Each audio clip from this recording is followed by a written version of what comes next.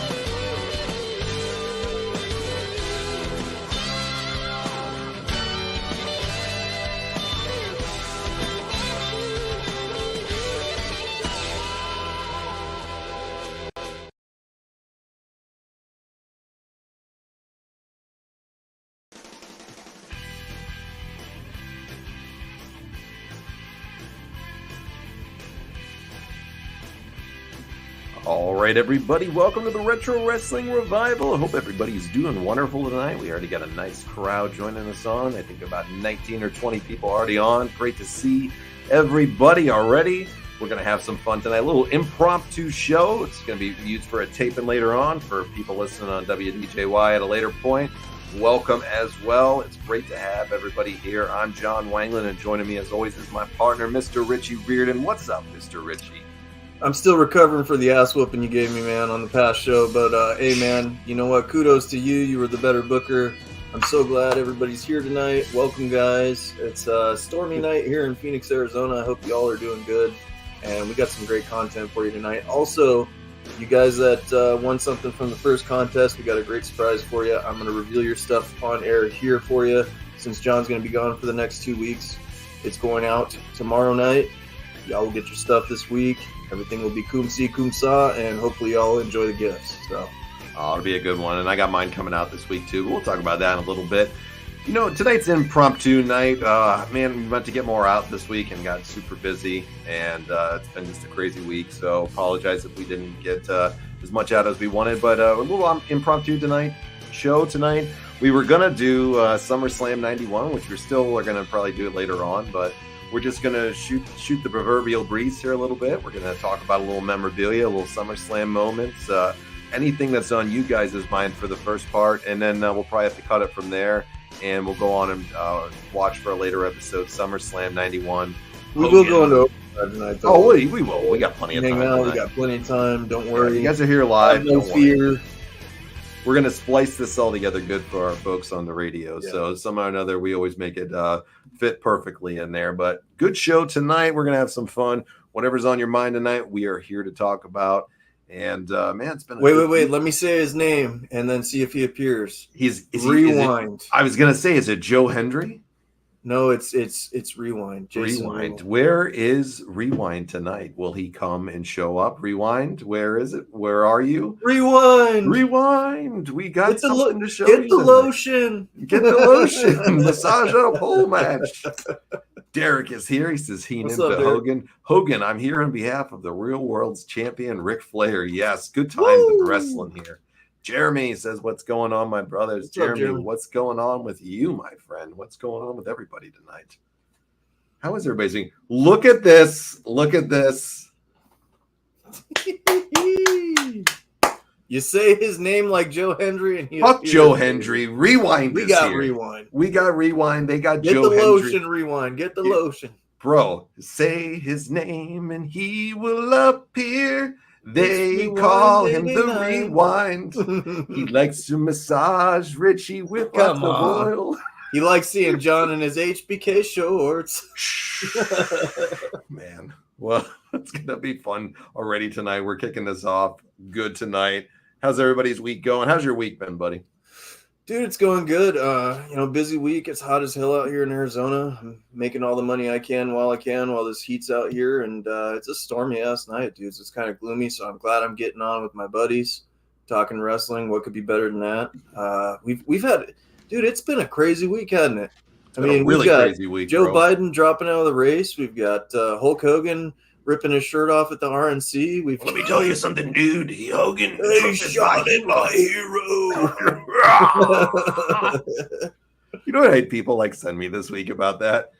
They'd send me the shit. They're like, because anybody who knows me really well knows, of course, my love of Hulk Hogan. Look, I'm wearing a fucking Mega Power shirt right now on a Sunday night. That's how much I love the Hulkster. People are like, I don't get into politics on this show. We don't. This is a wrestling show. Yeah, it's a wrestling show. This is a wrestling show. We don't get into politics here, but we're both independent thinkers. We don't align with any one specific side. We'll just say that we talk about it all the time on our other show and everything like that. But we don't align with one certain side. We're always listening. We talk about politics on another show, so people know that we do a politics-based show, or it's not even a politics, but we just talk about politics a lot. It's called Random Conversations. So people have been, knowing we're doing the show.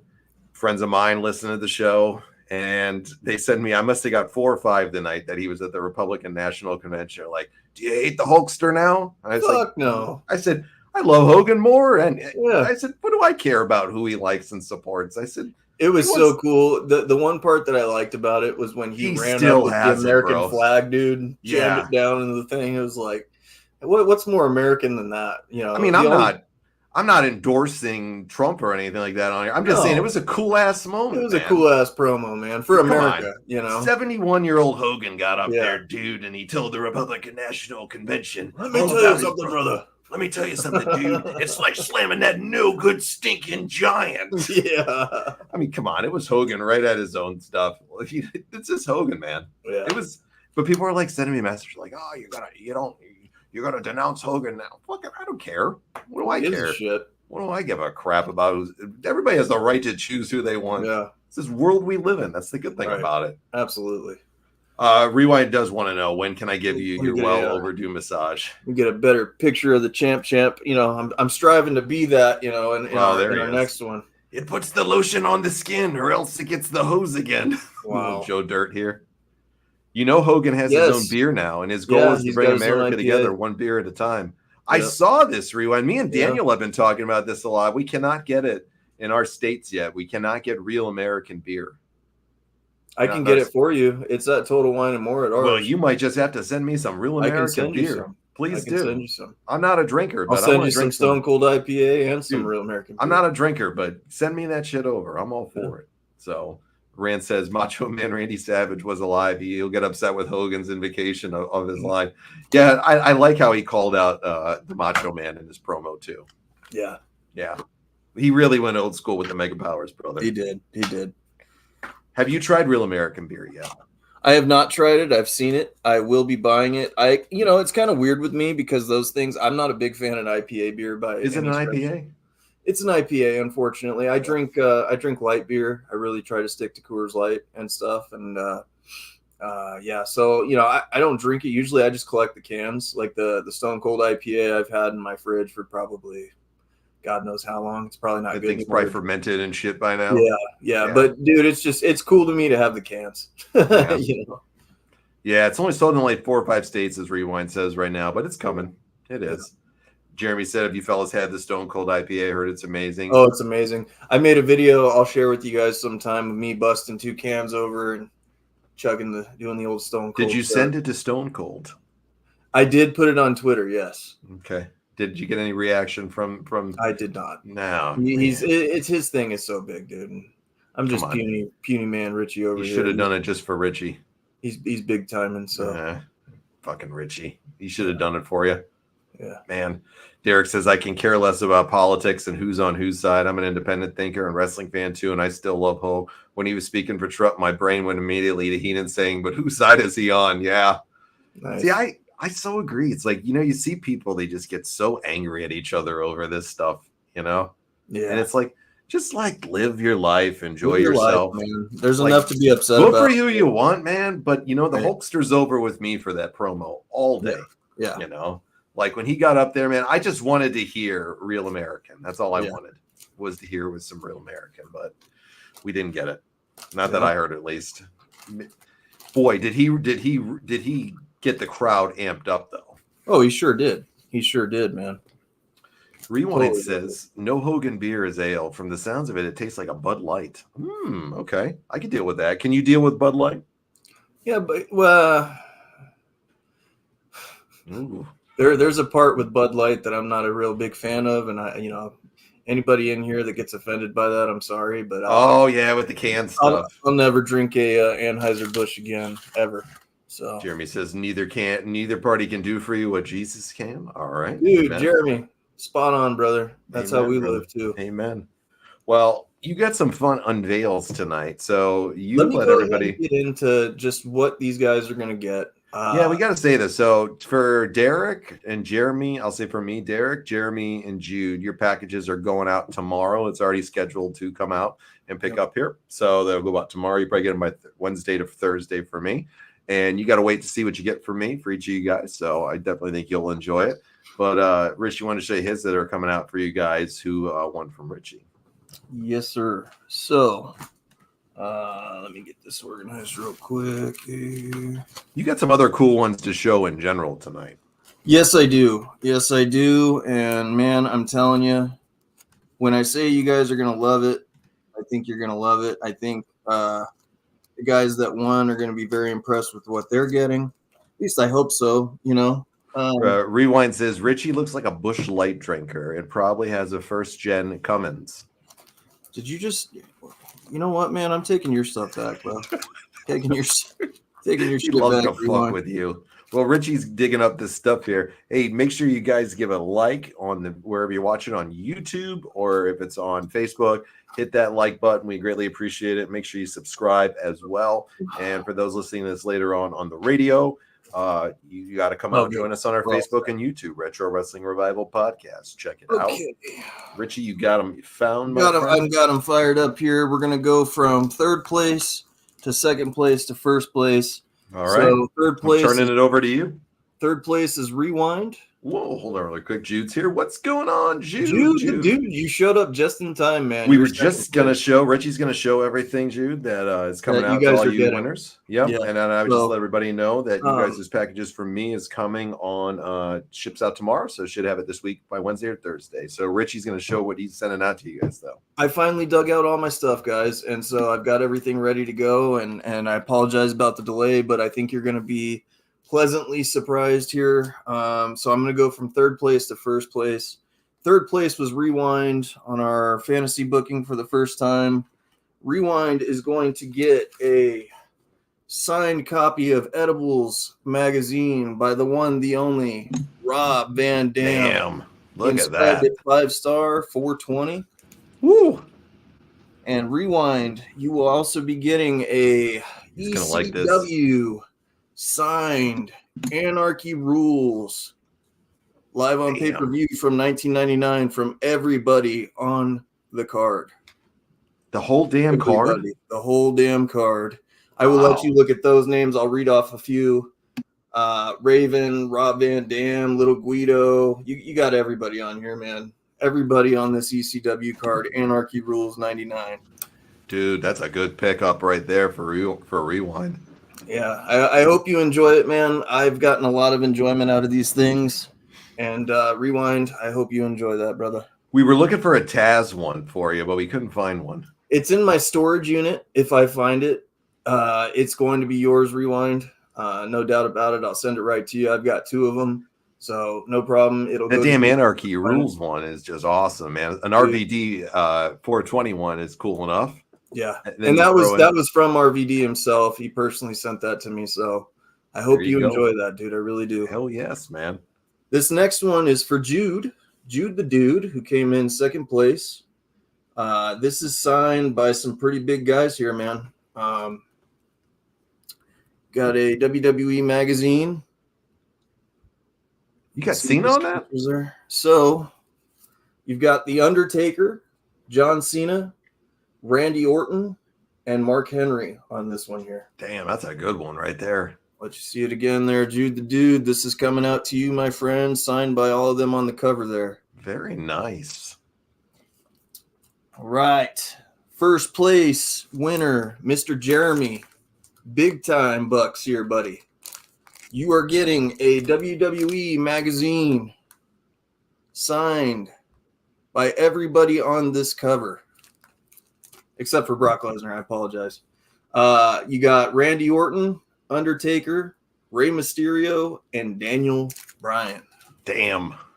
Wow. Nice purple signature here by The Undertaker across the cover.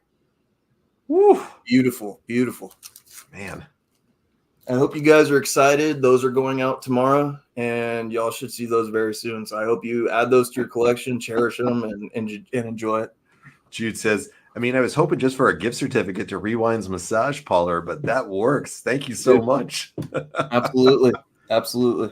Yeah, you guys are the best. So you guys are going to enjoy the stuff coming through. And we're going to do a lot more on the upcoming ones when we do our fantasy drafts and, different competitions that we're going to do here on the show. So always going to be fun prizes and stuff that we're going to, have aboard because, we love to deliver here and love to see good things go to good people. Absolutely, man. And it's the fun of participating too. Yes, absolutely. What do you got? You got some cool shit that you were showing me off the air tonight.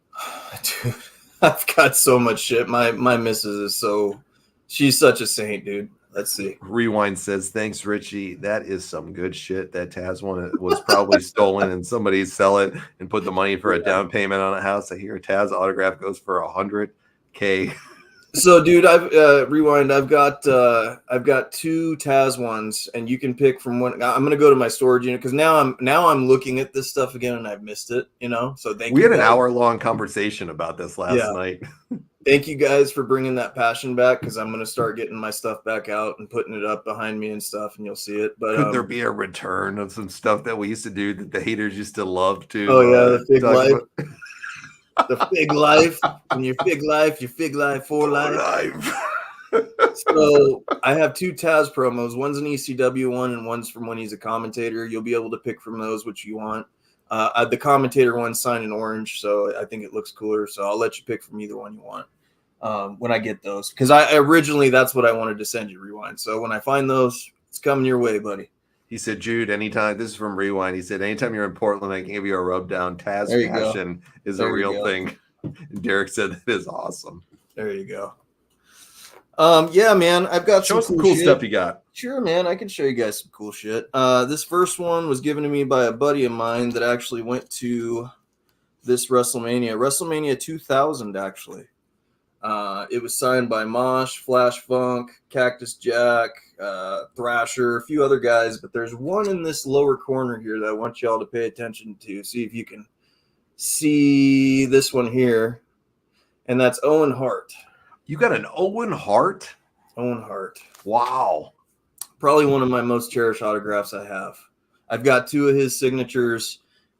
This one was given to me by a friend, and man, I'll tell you what, that's one of my most cherished ones there. That's a nice one to get from a friend. That's a good friend to give you that. Oh, absolutely. I've met a lot of cool people in this collecting game, man. They're out there. They really are. This community is a beautiful thing. So if you guys get into the wrestling collecting community, my God, there are so many good people out there, man. Rand, you're going to see that what you want to see in a second here. So you'll The get to best see what it is. announcing team all time, Jerry the King Lawler and Jim Ross. How could you beat a Jerry and Jim Ross one too? Yeah. Rewind says, thanks, you don't have to, but I appreciate it, Richie. And Oh, no Jude problem, says that to Rewind, he says, you have a better chance of seeing Jesus, Rewind. Rand's got a Tommy Dreamer. Okay. You got the mayor, Mr. Kane. Mr. Kane, got that on a live signing. Got the Heartbreak Kid when he first came back. The Heartbreak Kid. Yep. Who can forget Mr. Stone Cold Steve Austin? Stone Cold. Look at that. You got Eazy-E, Oh, nice. Eric Bischoff. This one here, guys, is probably my second favorite thing I own. This was given to me by a buddy of mine that had terminal cancer. He got to meet Stone Cold Steve Austin through a organization for brain tumor, people who are suffering from brain tumors and stuff like that, and cancer. And they developed a great relationship. I ended up getting a few items from him before he passed away. Because of my passion for wrestling, and me and him always talk shop about it and stuff, he sent it to me. I got Stone Cold's knee brace. I also got a hat that was worn from Shane McMahon in the locker room. It was a Dead Man Inc. hat. But this here is a really cool item. It's a 8x10 of the final boss, The Rock. There you go, Rand, for The Rock. And it's inscribed to Stone Cold Steve Austin. This was a gift from The Rock to Austin. It says, Rock versus Austin, in quotations. It's a greatness thing they wouldn't understand. Our WrestleMania 15 match, The Rock. Damn. Personally inscribed from The Rock to Stone Cold. To Stone Cold. Damn. Right after that big match at WrestleMania 15. Yeah. Yep. Man, that's a hell of a one right there. Jeremy says, man, I really appreciate it, Richie. Hey, no problem, dude. No problem. And at all. Rewind's got a question. He says, what's your holy grail, Richie? John can answer that. Well, if you're talking collection wise, let me guess. Okay. Your Sting bat was one of yours before, but you traded that off, right? I did. Okay. I would say your Stone Cold knee brace would probably be the one that he wore in the match with The Rock. Probably your Stone Cold knee brace. But I'm going to go for your sleeper hit is going to be the one that Zack Ryder won the U.S. title and that you traded with Zack. Yeah, the ring worn U.S. title match of Zack Ryder's coat that he had when he wore. That's to the your ring. number one, probably followed by Stone Cold, right? The Stone Cold knee brace is by far my favorite. Okay. I was so humbled to get that. You know, I have a connection with Austin because of my stroke. I go through numbness in my legs and stuff like that I had. So the knee brace has always been cool to me. You know, it's always kind of stuck out and stuff like that. So I always thought it was so cool that he wore knee braces. The colored ones were my favorite, the reds, the golds, and stuff like that. But man, to get an item like that from somebody, Stone Cold, man. Dude, it almost brings you to tears when you think about it. Like I was the guy that got to get that, you know, So and cool, yeah, it's a great item. Derek said Hacksaw was at the hospital here in South Carolina a while back. My mother-in-law got there. He got me a signed 2x4. That's Hell cool yeah. as hell. Yeah. Cool. Castellar, Daniel Garcia, IRS beat Greg Valentine. All right. Brett versus Perfect was perfect. Yeah, SummerSlam 91. Good matches from there, buddy.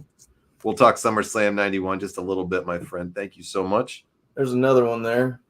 See, that's the coolest one to me. You got Iron Mike, Stone Cold, and Shawn Michaels on there. Yeah. That's pretty fucking cool right there. Yeah.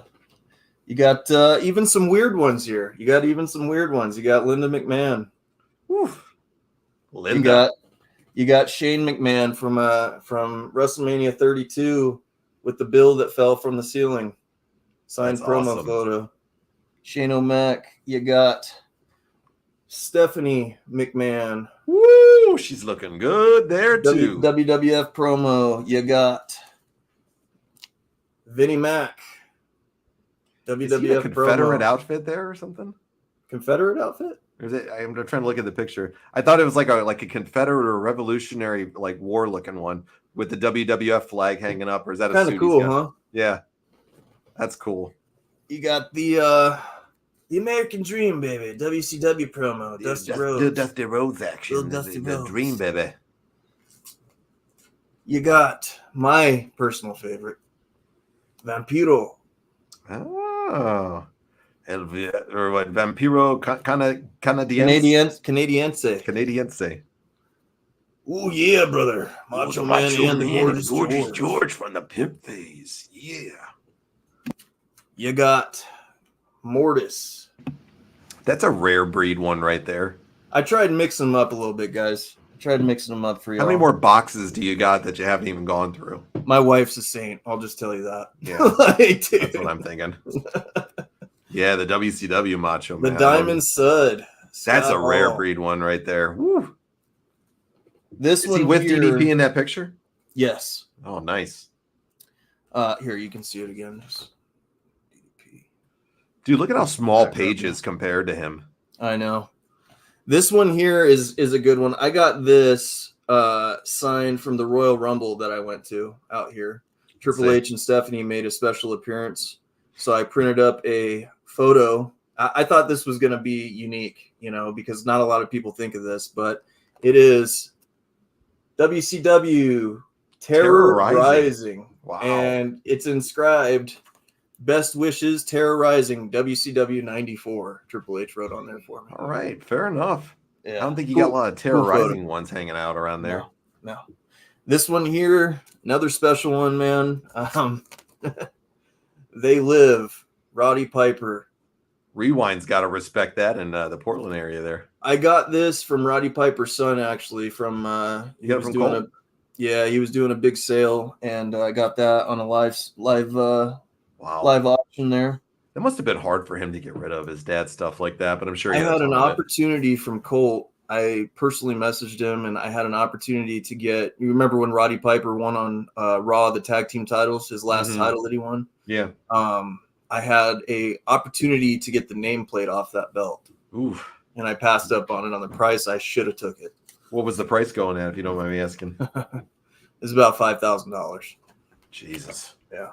Wow. Is that Harley Race? Harley Race. Handsome Harley. Handsome Harley. Man. Boy, Rewind does not like Linda McMahon. Look at it. Linda McMahon is a straight dime piece. If I had to pick, it would be a frame and hung right over my bed. It's coming your way, Rewind. It's coming. No, I'm just kidding. Boy, he's Here, got a this thing is- for her. This is for Rewind here. The suicidal, homicidal, genocidal, Sabu. death-defying Sabu. Look at that. I pulled these out specifically for Rewind. Balls Mahoney. ECW relaunch Yes. promo. Where'd you get that one at? That was at a meet and greet out here at a car show. Balls Gotcha. Mahoney was actually here. Was he a cool dude? Very cool dude. Very cool dude. Very nice. This one I spent a very pretty penny on. Very hard to get if you're in the autograph collect, scene. And please, guys, don't get offended by this one. No jokes aside or anything like that. It's just, one of my favorite wrestlers of all time. Chris Benoit. Wow. Say what you will about him. It's one of my favorite signatures. I respect your opinion out there if you feel we look at the wrestling of Chris, nothing else. Yep. Nothing else. We're just doing the wrestling side of it. John's got one like this. I've got one signed by both Shawn Michaels and Mr. Marty Jannetty, the Rockers. Keep on rocking, Marty Jannetty and Shawn Michaels HBK. So you met Marty a couple times too, right? Yeah, he's a cool guy. He's a trip, isn't he? Yep. Crush. Ryan Adams, Crush Shakabra. Old Fox 35 promo there, August 18th, 1992. Rewind says Sabu was a bad mother trucker. Yeah, he was. Derek says it's cool. We still love Benoit as a wrestler. Yes. DDP. Yes. John, this will be one for you. These next two, actually. Let's do it. What do we got? The total package. My WCW man, Lex promo. Luger.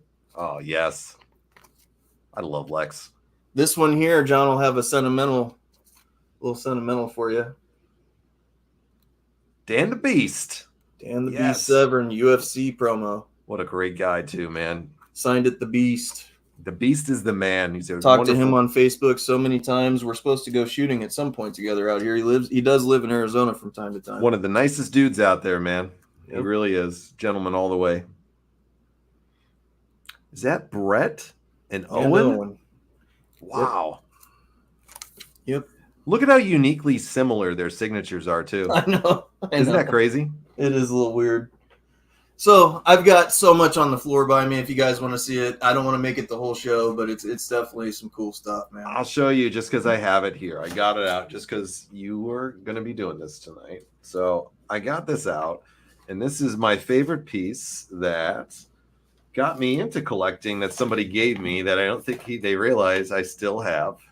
And it's all my love for the NWO. And as Richie gave this to me, and I still have my autographed DDP in the garage, by the way.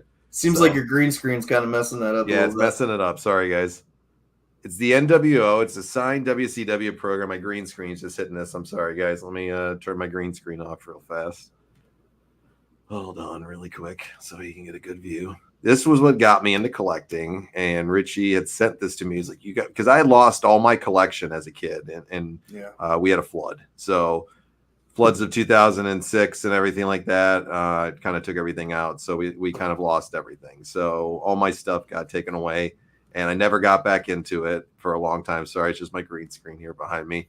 But Richie sent this to me. He's like, you got to get back into collecting. I know you love the NWO. He sent me a Hogan thing, and then he sent me the DDP, and you sent me this one right here. It's got all the NWO 2000. All these guys signed it right here. Brett, Double J, Scott Steiner, and Kevin Nash, of course. And then I told you, I never get rid of stuff people give me, ever. Yeah.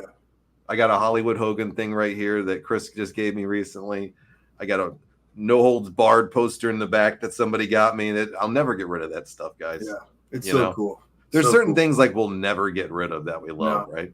And that sent us down such a crazy world of collecting, man. It's like I was telling you today, like when we started Fig Life, we had so many figures, probably a collection that was worth stupid money. And I got stupid money for my collection that I sold the figures. It was pretty damn cool, but telling you, man. I got 2 items out there that are on my wish list. What are those items, Jeremy? What are those ones you love? Well, tell us a couple of those ones that you guys love.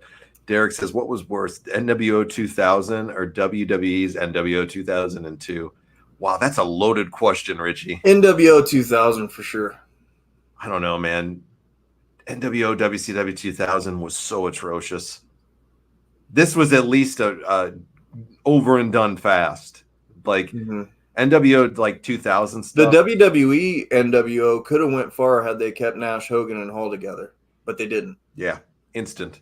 I still have no idea. If Hall was sober and they kept them together, yeah, it would have been money. I have no idea to this day, why that didn't work out. It was just for whatever reason, worlds were just not meant to align, and it just didn't work. But give me just a second here, guys. Sure, man. Was a shame that one didn't work out. Man, they were just both terrible, though, Derek. They were friggin' horrible. Jeremy says, I need a Sting bat and a University of Georgia Goldberg jersey. All right, I see that'd be fun right there. What's there some lit things on you guys' holy grail of things that you guys love?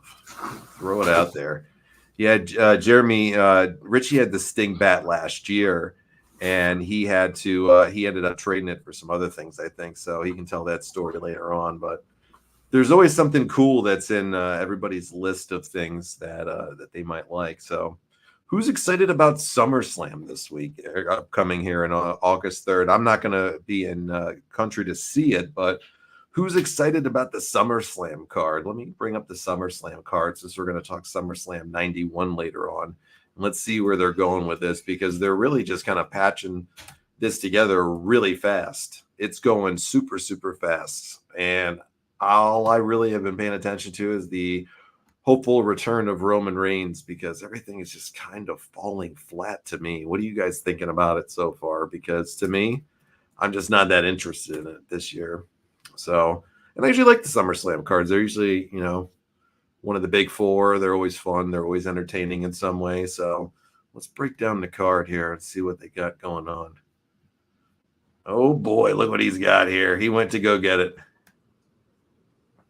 Is that the Ryder outfit? That is. There we go. Ring worn jacket. Ooh, that's a nice one, right? I forgot that's his, that is that his title win in MSG? Yeah. Got this from the broski himself, man. The material is a favor there. Let me say, he still owes you a favor. This material, this stuff is incredible. Yeah. He signed it for me and everything, sent me a bunch of He still owes you a favor, though. He does. He's got to come on the show. Yeah. He's got to come on the show. I got a prototype of his figures that he had released. But, yeah, there's a good look of that there. I don't know if you can see that. That's nice. That's cool ring-worn jacket by the one, the only, the broski. The broski.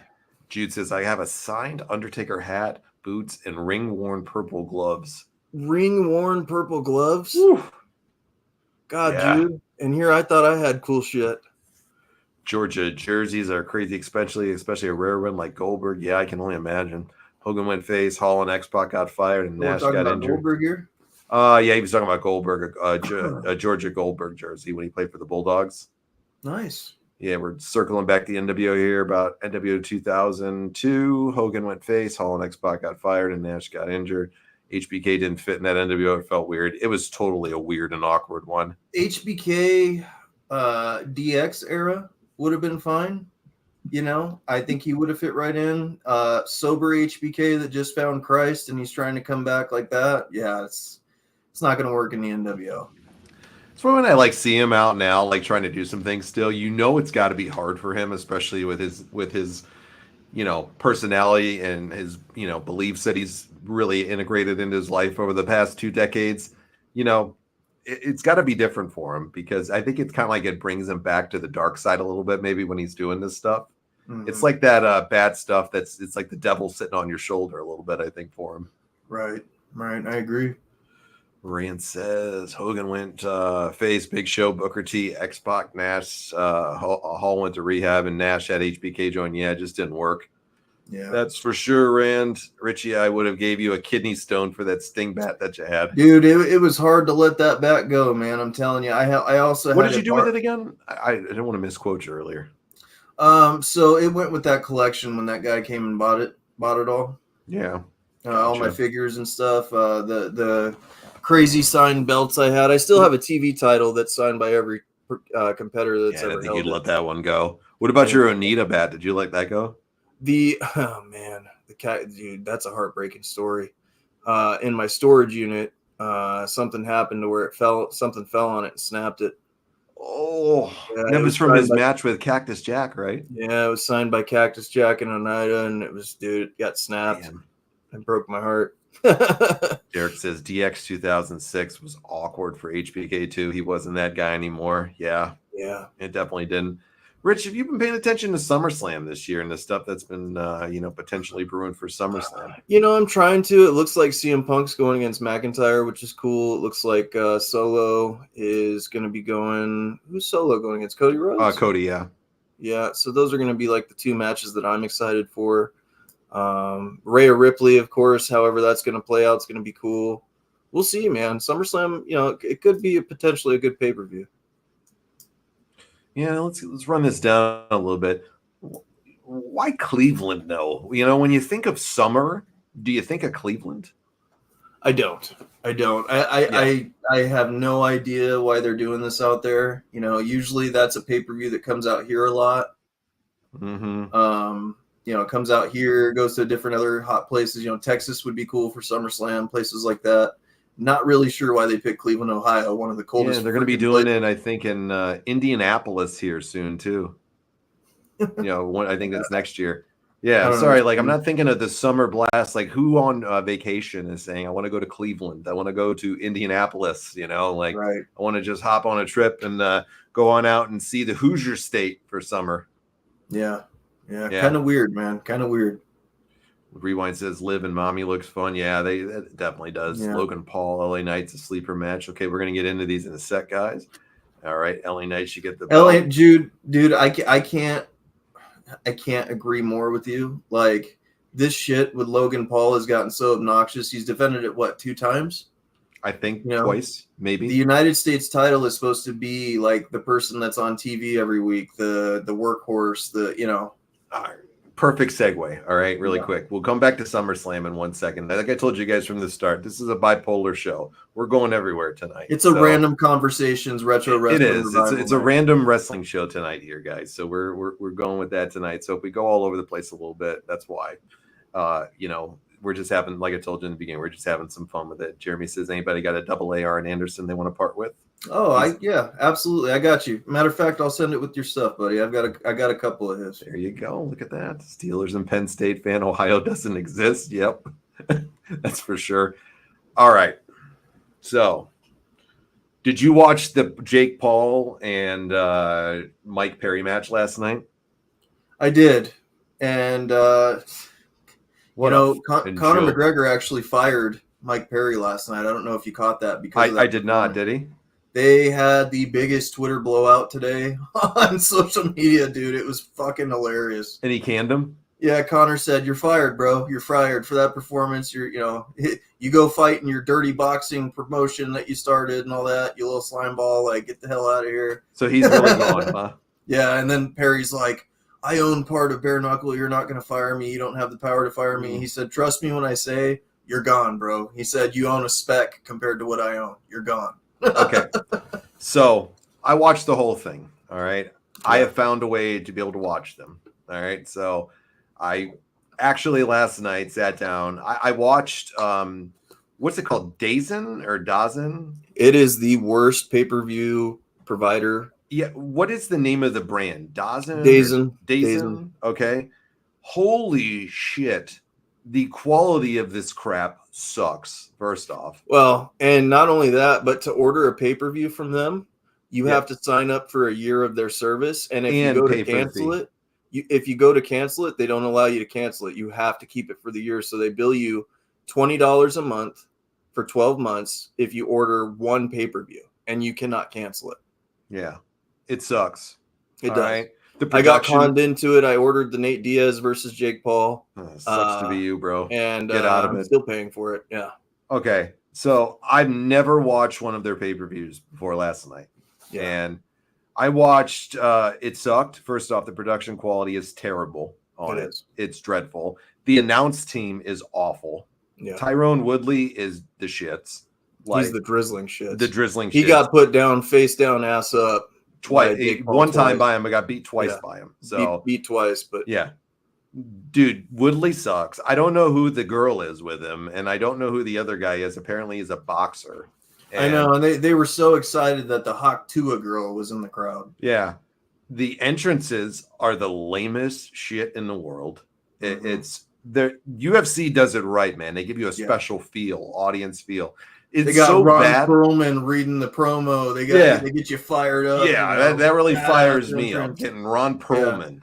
No. The UFC, they do get you fired up with that. Yeah, they Ron do. Perlman does do a good job. They do, but I'm saying, yeah. but the other ones that were doing it here, they did this like vignette thing on DAZN before Jake Paul came out. They cut out the complete audio of the thing, and they have this douchebag narrating a 3-minute long Jake Paul soliloquy about him. I'm glad it ain't Ron Perlman doing that one because it was awful.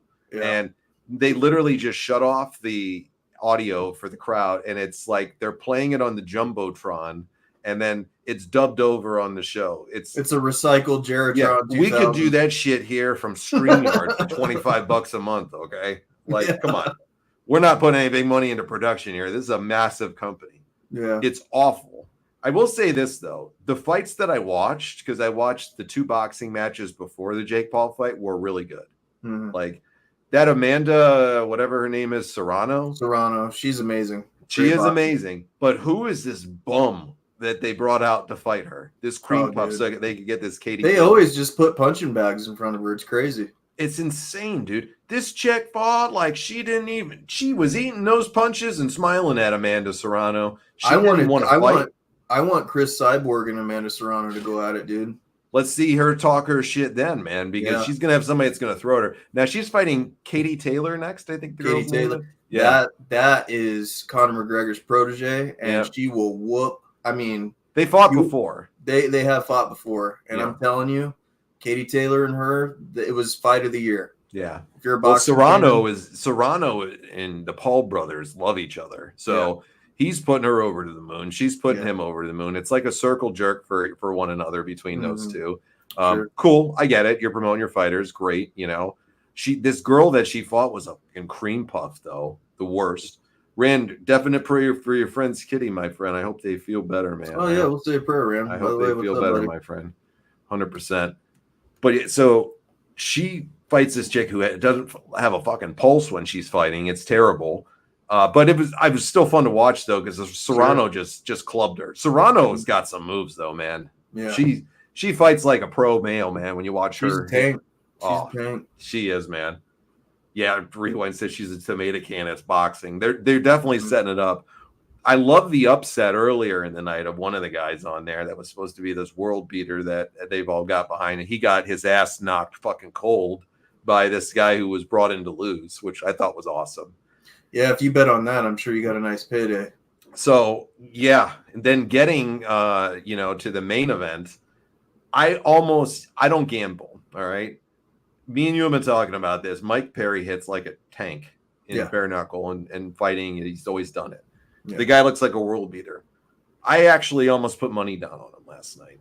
I was contemplating doing it. I was gonna throw $100 down on him because $100 yielded, I think it was like $300 that you would win last night on him. Yeah, he was a plus 300 favorite to lose. Yeah, and then there was a parlay that you could have done on DraftKings too. They were offering that if Perry knocked him out, that you would get 13 plus 1,300. So if you're betting $100, you're getting $1,300 on that. So I'm like, man, that's a risky parlay, but that's how you win in gambling. But I don't gamble and I'm cheap, and you know that. So I'm like, no, I'm not doing it. I said, I'm not going to do it. Watching this thing, I'm like, Perry's going to come out hitting like a tank. What a bum, bro. Dude, well, the problem was I'll give him his comeuppance here. He did get his rib cracked in the first probably 10 seconds of the fight. Sure, but he just stood there, dude. Yeah. It was the second round that he got his rib broken. The thing with Jake Paul is he's almost like a bank robber, right? Yeah. He goes out, he finds these guys that are over the hill, they're retired. He fought almost a 50-year-old Anderson Silva. Or an MMA fighter where boxing 40-something-year-old Nate Diaz, a retired Tyron Woodley, Ben Askren with a hip surgery 2 weeks prior, just real, and I'm not saying jokers or anything like that. Like, they're no slouches. They can still get down and fight. Don't get me wrong. But, you might as well throw in the Iceman Chuck Liddell in there and do the same thing. I mean, that's the quality of fights that you're getting from Jake Paul. Yeah. And this goofball would make you believe that, he's beat these guys. And he fought an NBA player too on the Mike Tyson card. The last bum that he fought was an Uber driver. He's gonna fight a almost 60-year-old Mike Tyson. Like, dude, these aren't people in their prime, and you have the nerve to call out Canelo Alvarez, one of the greatest fighters of all time. My thing is this: Dana White and him are fierce enemies. They hate each other. Always at each other's throat. I would pay a lot of money to watch this, and I would even want to go to the fight myself. Mm-hmm. If Dana White would allow Alex Pereira to get in the boxing ring with Jake Paul, I would pay to see that fight. Yeah, he was talking about that. Let's come back to that in a second, sure. Okay? Let's come back to that in a second because he brought up all this stuff in the thing. And like, as you can see, I watched the whole thing here. Yeah. So, bro, Mike Perry I think he got his ribs broken or cracked in the second round. 15 seconds. I think it was the second round, actually. It was the second round? Okay. Yeah. Okay. They showed right in the second.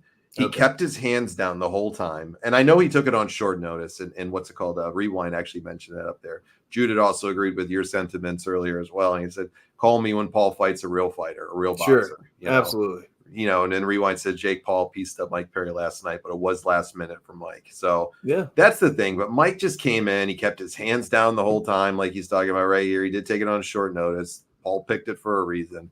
Yeah. And he just sat over there. Absolutely, Ram, my friend. Your prayers are with us for them for sure, buddy. 100%, my friend.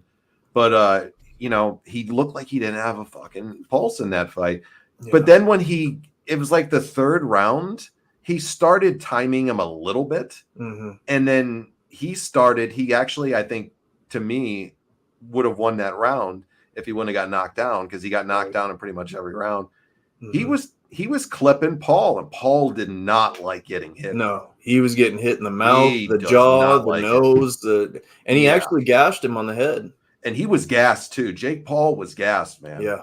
He was gassed. Dude, Nate Diaz did the same thing to him. I know Nate got knocked down pretty hard, but when you notice if people get in close with him and do that dirty boxing, that Mexican style boxing that you get in close and fight in a phone booth, mm-hmm. Jake Paul can't keep up with that. Jake Paul has to fight people who have T-Rex arms and who are shorter than him. That's Jake Paul style. That's the people type of people he picks. So when he gets somebody like a Nate Diaz in there that gets in a phone booth with him, he's in trouble. And if you go back and watch that fight, anytime Nate did that, he didn't know what to do. And when you watch him fight, he has no gas tank whatsoever. No, he fights guys he fights guys that he's legitimately between 20 and 40 pounds bigger than, I would say, almost every single time. Perry had to, like they said, stuff his face basically to get to 200 pounds for this. He almost, it wasn't. He weighed in at 220, and they were saying by the time the fight starts, he bulks up to 240. It took Jake Paul 4 times to weigh in correctly. Yeah, that just shows you a little bit right there, right? The things. Hold on, a couple questions or a couple things real fast. He also called Dana and the UFC talking about he'd knock out any other guys in the ring. We're going to talk about that right at the end, buddy. We're going to get right back to that. Same thing Mayweather did. He picked his opponents. By the way, Nate Diaz is only 39, and we both know Nate can be Conor. Hey, Rewind. Oh, there he goes. According to the official books, it's 1-1, baby. That's the trilogy I want to see. So yeah, we'll talk Tyson in just a second, Jude, for sure. Jeremy's saying I'd fight him. Who are you going to fight? One of the Paul boys? Jeremy, I'll fight him. For that type of money, I'll up in the ring and get my ass whooped. Awesome. I don't care. Yeah, Perry fights at 170. He's fought as low as 155 in the past, if I remember too, right, Richie? He was originally a lightweight. I believe so. Yeah, so I believe he originally came in as a 155er. So yeah, throw that out there too. Guy's walking around at 240. I've never seen a full fight with him till last night. I've seen clips. I've seen rounds. I've never been overly impressed by him whatsoever. The one good fighter he gets in there with, or not even that good, but the one fighter he gets in there with that actually has somewhat of a boxing acumen with Tommy Fury, and Tommy He loses. And your ass wants to call out Canelo? I know you're doubting it because of the age and stuff. I'm going with everybody else, what they've been saying too, and a lot of people on this one. And I'm going to go with what Jude said here. If Tyson gets healthy and gets a good first round, he's going to beat him, man. I'll even go as far as to say, I don't think watching that last night, watching him in a fight for the first time all the way through, I know you're shaking your head. I see it over there. I know you're a fan of the sweet science and the combat sports too. Unless the shit staged, 59-year-old, whatever, Mike Tyson is going to knock this fucking guy out unconscious if he connects on one shot. Jake does not like getting hit. I think this is going to be a pro wrestling match. I don't think it's going to be a real. I'm sorry. I mean, there's too much money here. It's just like Floyd Mayweather does when he sets up his scrimmage fights. They both walk away with $100 million each, and it's going to be a fat payday for the two of them. It's going to go to a decision, probably a draw. Don't be surprised if it goes to a draw. Yeah. I wouldn't doubt any of that because they like each other. It's going to be staged to ramp it up for people for Netflix. I get that whole part. Yeah. If this is a real legit fight, even at his age, and you got Mike Tyson coming in, serious, trained, and wanting to actually fight and box this, and this isn't staged, Mike Tyson eats this guy's heart for breakfast, man, any day. Mike Tyson at 60, connecting on a punch with Jake Paul, Mike Tyson, bad news. Mike Tyson can't be this nice Mike Tyson. Oh, I respect this kid. Yeah. You know, we want evil Mike. Let's take the pigeons and make them kiss. Yeah. We want bite your damn ear off, Holyfield style. No, I want him to bite his I want to bite his throat out. I want to see Mike with when so he can never talk shit again. Yeah, I want to see the Mike that fought Trevor Berbick back in the day when Trevor Berbick was talking shit about him when he was a young fighter. Oh, clean this guy's clock in a round or less. Mike fucking Tyson came out there and ate Trevor Berbick's fucking heart for breakfast at that point, and it wasn't even funny. And Trevor Berbick was no slouch. He's not that guy anymore. And I really thought the comment Jake Paul made about his daughter, I thought that was going to bring it out of him, but it didn't. But you never know with Mike, bro. Mike might be sitting right in there inside of Mike Tyson. He's crazy in the head, bro. Yeah. This is Mike Tyson. Does Mike is that psychopath still inside of him? And if he likes this guy, can we get this guy one last time? The Iron Mike of old, the guy wants to kill this guy, not literally, folks, but in the ring. Yeah, that's the guy I want to see come in and knock out Paul. Yeah, that's what I want to see. So, Rewind says, Perry was a lightweight for the first part in his UFC. Tyson will get inside on him. It'll be over. He'll keep his distance with his jab. Tyson beats the jab and pounds Jake. If it's a real fight, absolutely. Yeah, he says, please Jake, say my name. Jeremy does not like Jake, though. I'll say that. I don't like Jake Paul either. Everyone knows power's last thing that goes. So if my Mike goes one off and he still has a peekaboo style game, then game over. A few years back, Tyson, Roy Jones, it still looked like Mike can still box for an old man. Oh, absolutely. See, that's the thing, though, why they're dangerous for Jake Paul. Okay? Tommy Fury took it to him. And Jake did not win that fight, in my opinion, at all, from the clips that I've seen. And I didn't see many people picking it either. I saw the clips. He doesn't want the rematch. Yeah, there's a reason for that. Yeah, there's a reason for that. So this is why, going to your point about, is this something that stage form potentially with Tyson? I could see, because Jake Paul looks like a type of guy to me that only fights people that he knows that stylistically don't work for him or won't be a problem for him, or people that are for whatever reason, they're at a liability to him for some reason. Are they an MMA fighter where boxing's not their prime focus? Are they an old washed up guy? Are they a celebrity? Are they an ex-fighter? What is it that he's doing? Is he an Uber driver? That's the Jake Paul style to me. And then he's calling out everybody like he's going to fucking fight him. Well, you get Jake Paul and Mike Tyson in his prime, Jake Paul wouldn't last 30 seconds with Mike Tyson. Let's be honest, paydays for these guys when they were in the UFC were not on the level of what you're going to get for boxing. They're making more now than they ever did. I will give Jake Paul his comeuppance on the promoter side. He's a great promoter, but he... As far as calling out Canelo Alvarez and stuff like this, it's just, to me, it's a mockery of the sport of boxing. And boxing has been fizzling out for so long now. There's no real stars. So it's not surprising to me that a YouTube guy like Jake Paul can, because he has charisma, and there's no boxers out there anymore that have charisma. There's just not, there's no draw in boxing anymore besides Canelo.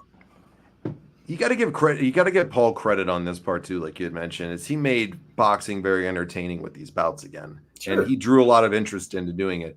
The guy's an excellent businessman, a master of self-promotion. Him and his brother, they came from a couple of nobodies from the Cleveland area to being what they are now, and as rich as can be, huge, influences.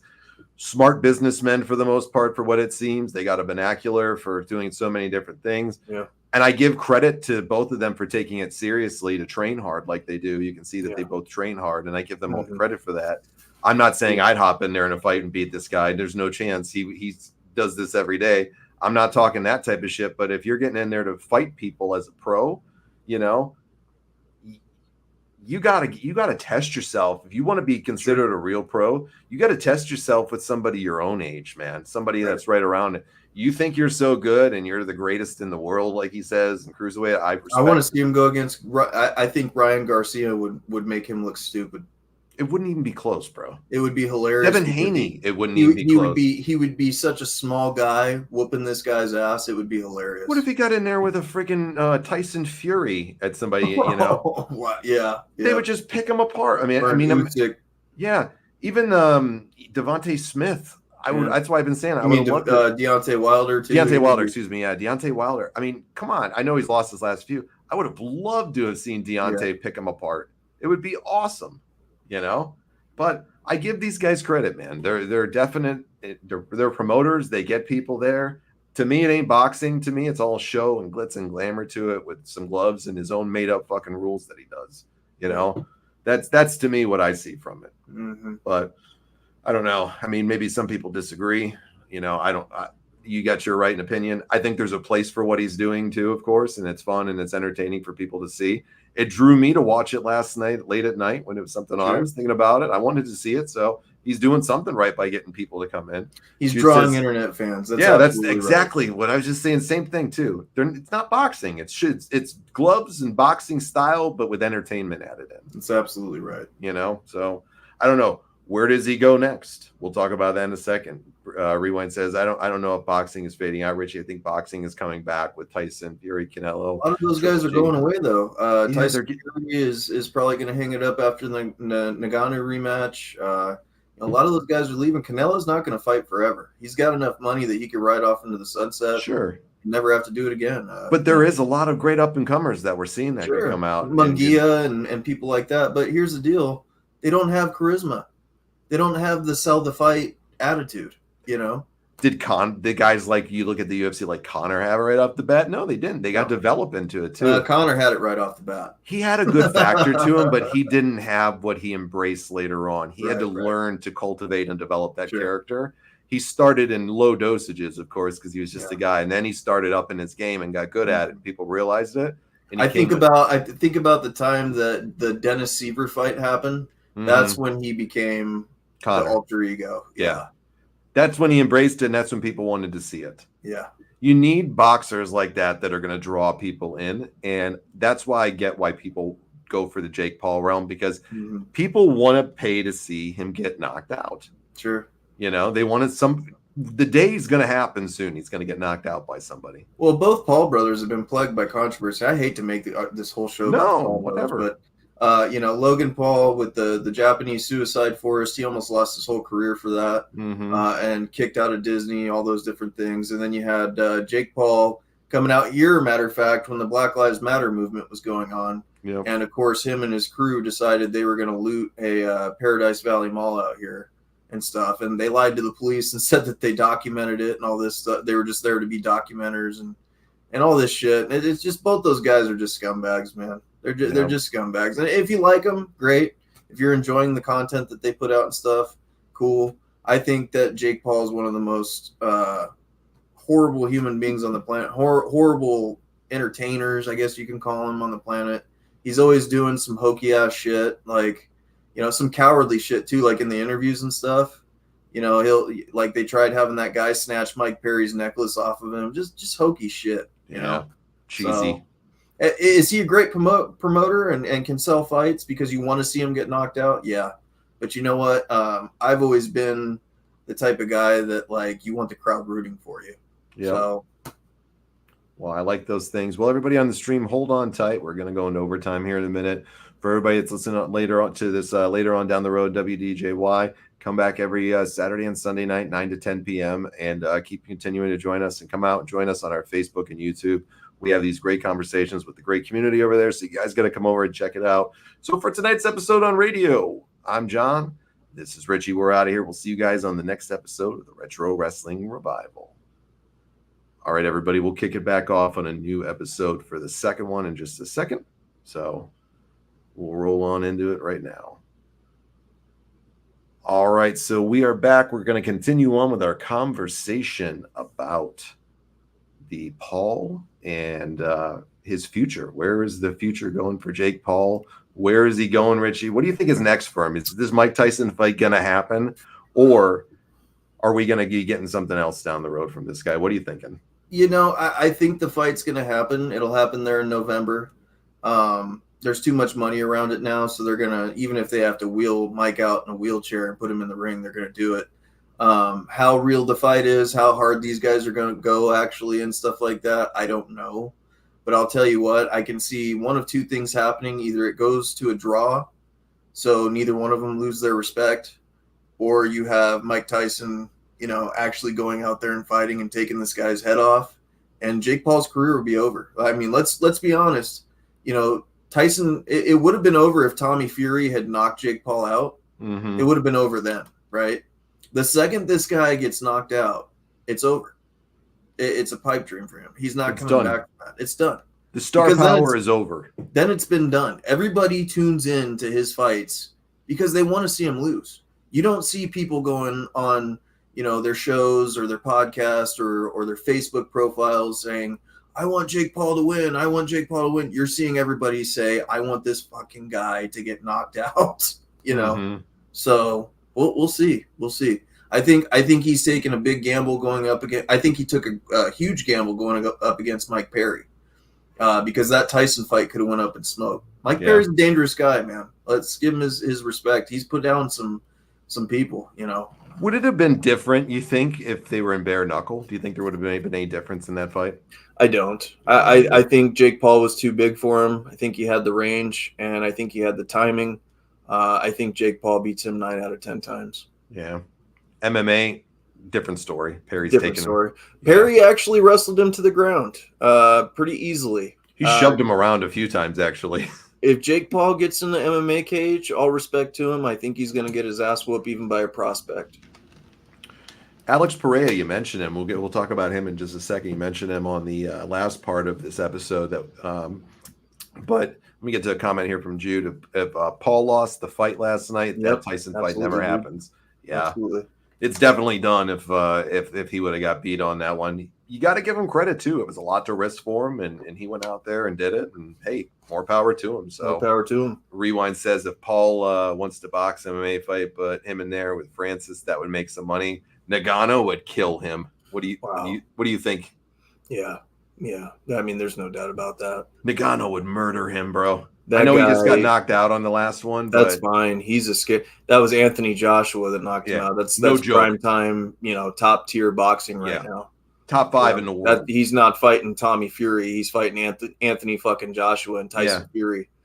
And I mean, he knocked down one of the greatest heavyweights of all time with Fury. He knocked him down. Yeah. He would kill him, I think. Yeah. Dude, sign me up for that one. I love the punching power of Nagano is so scary, man. Anytime he gets a hold of you on a shot, it could go any way he wants. That guy is a scary individual. Do you think the Pereira fight, though? They mentioned, the UFC champion, Alex Pereira. I know he's got, I'm sure, plenty of fights under, left on his contract with the UFC. I mean, I can't see them letting him out to fight Paul in any way, but if they somehow or another found a way, because did you see him on like FaceTime with him afterwards after the fight? Yeah. Yeah. The thing of this is Dana White's a smart businessman and he hates him. He's not going to put, he's not going to take the bait from Jake Paul. Dana White knows he's a fucking joke. And, Dana White's one of the smartest and most smart individuals on this planet, in my opinion. I think he's one of the smartest men ever. There's no way he's going to put his top drawing guy right now, Pereira, out there to be sacrificed, possibly lose to Jake Paul, and then you lose all that you put into this guy. He doesn't take the bait on that type of shit. He's very smart businessman. Yeah. Now Pereira trying to get out of his contract is a possibility. I don't see that happening. No, I I think don't Pereira either. is going to continue on. We might get a super fight between him and John Jones, which would be cool. Pereira and John Jones would be amazing. The person I see that I'm seeing a lot of conversations about, besides Mike Tyson, for the future, I could see him getting in the cage with Tony Ferguson for his first MMA fight, because Tony Ferguson's time in the UFC is wrapping up. I see that happening over at the PFL. I see his next boxing match probably going to be against Paddy Pimblett. This is for Jake Paul you're talking about here? Yes. Yep. You think Paddy Pimblett? Yeah, he's been talking about it the past 2-3 weeks that he's got one fight left and he would like to test the waters. Well, Patty's a good promoter too. He talks a lot of shit. He's got a good game, on the mic, but I don't know, man. I don't want to see that really much. It doesn't appeal to me. I would like Patty to knock him I it would be would, but cool. he's It'd be cool. a good 60 I pounds don't even think lighter. we're gonna have to talk about that, because if Mike Tyson actually gets in there and fights, It's over. like we all hope he does, it's over. Yeah. Jake Paul, the legend of Jake Paul, will be done. You think Alex Pereira could beat him if he actually got in the ring with him? If he actually got in the ring with him, I do. I think Alex Pereira is probably the best combat sports athlete of all time. He's a whole different beast, man, going back to his kickboxing days and everything that he's done. The guy is literally well versed in just about everything that you could possibly think of. And that's just the way that dude's entrance when he comes out and he's marching to that war drum and he draws that arrow back and shoots it at his opponent. That's some Mortal Kombat shit. He's channeling some shit, dude. When he comes out to fight these guys, like, he's ready to rip their heart out and eat it in the ring. Like, Well, they put him up for the K1, for the people that are the real diehard K1 fans, they put him up as one of the greats over in K1 too, one of the all-time greatest. I mean, that's saying a lot, because for anybody that's a combat sports fan, you've been following this, the great fighters that have come out of K1. Holly Holm is one of the legends over there. She kicked Ronda Rousey's ass out of stardom, Yeah. The Rewind says Dana said he didn't want John Jones versus Perez. John has one fight left before he retires, if he even ever gets back in the ring after this latest mishap in his life. That guy can't get out of his own fucking way, man. Oh, it's sad to see. It's sad to see here. So, all right, guys, we're gonna take a quick break here, just a quick bathroom break. Richie, you want me to put the sign up, or you want to chat with everybody? I can't see the live chat. You can't see the links. Unfortunately. I'll go ahead and wait just a minute with you. All right, guys. Well, we're just gonna take a quick break, so we'll be right back in just a second. Hang tight, and we'll go on into into overtime, and we're gonna name it the rewind out, or the rewind? The time? Rewind hour, the rewind overtime tonight. You wanna bring people on tonight? Yeah, absolutely. Okay, cool. Absolutely. Yeah. All right, so when we get back from break, I'll post the link up. If anybody's got anything that's on their mind tonight to join us, you're more than welcome to hop on and join us for the last part of it. So, all right, guys, we'll be back in about 5, and just hang tight. We'll be right back.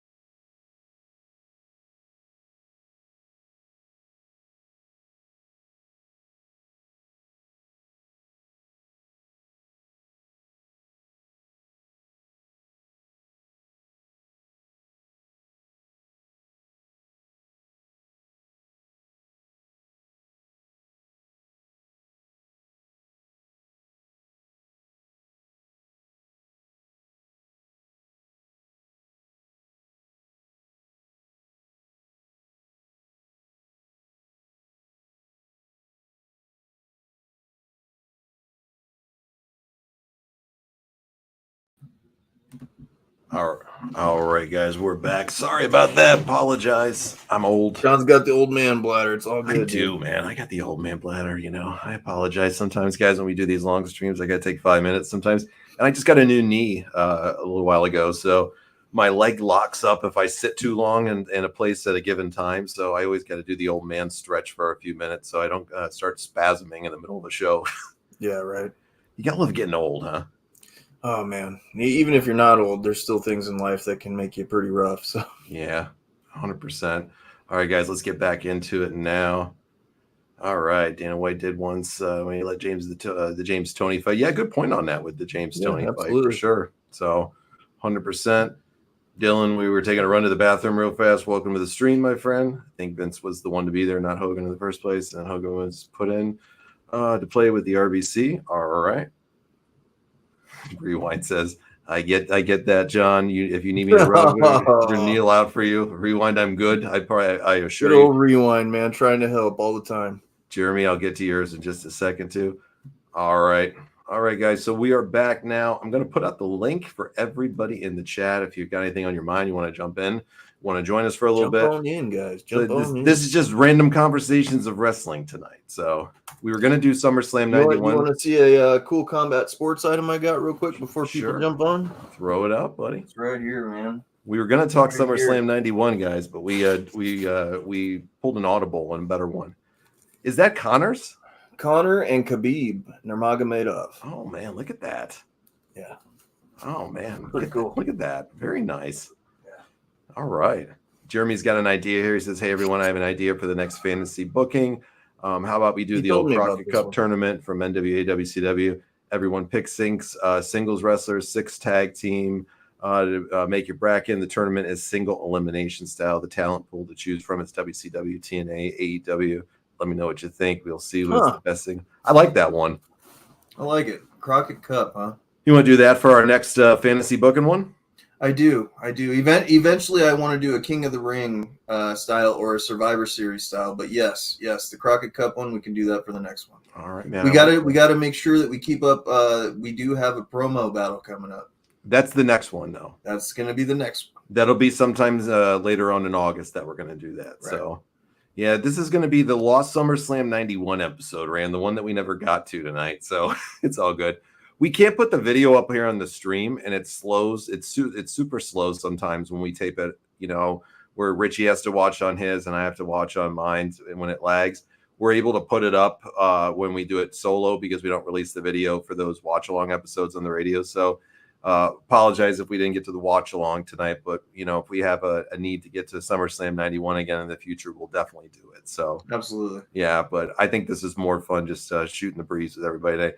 All right, we got Jude on right now with us. Jude, what's going on? What's up, guys? The man with the best beard in the business. Dude, Duck Dynasty ain't got shit on Jude. No. They ain't got shit on him, man. What's going on? I'm getting there with the length, man. Yeah, you get there, buddy. Maybe I'll grow up one day and be as cool as you. Jude, when did it go all gray? Because I think the gray look is perfect for it. That is. So I started going gray like in my mid to late 20s.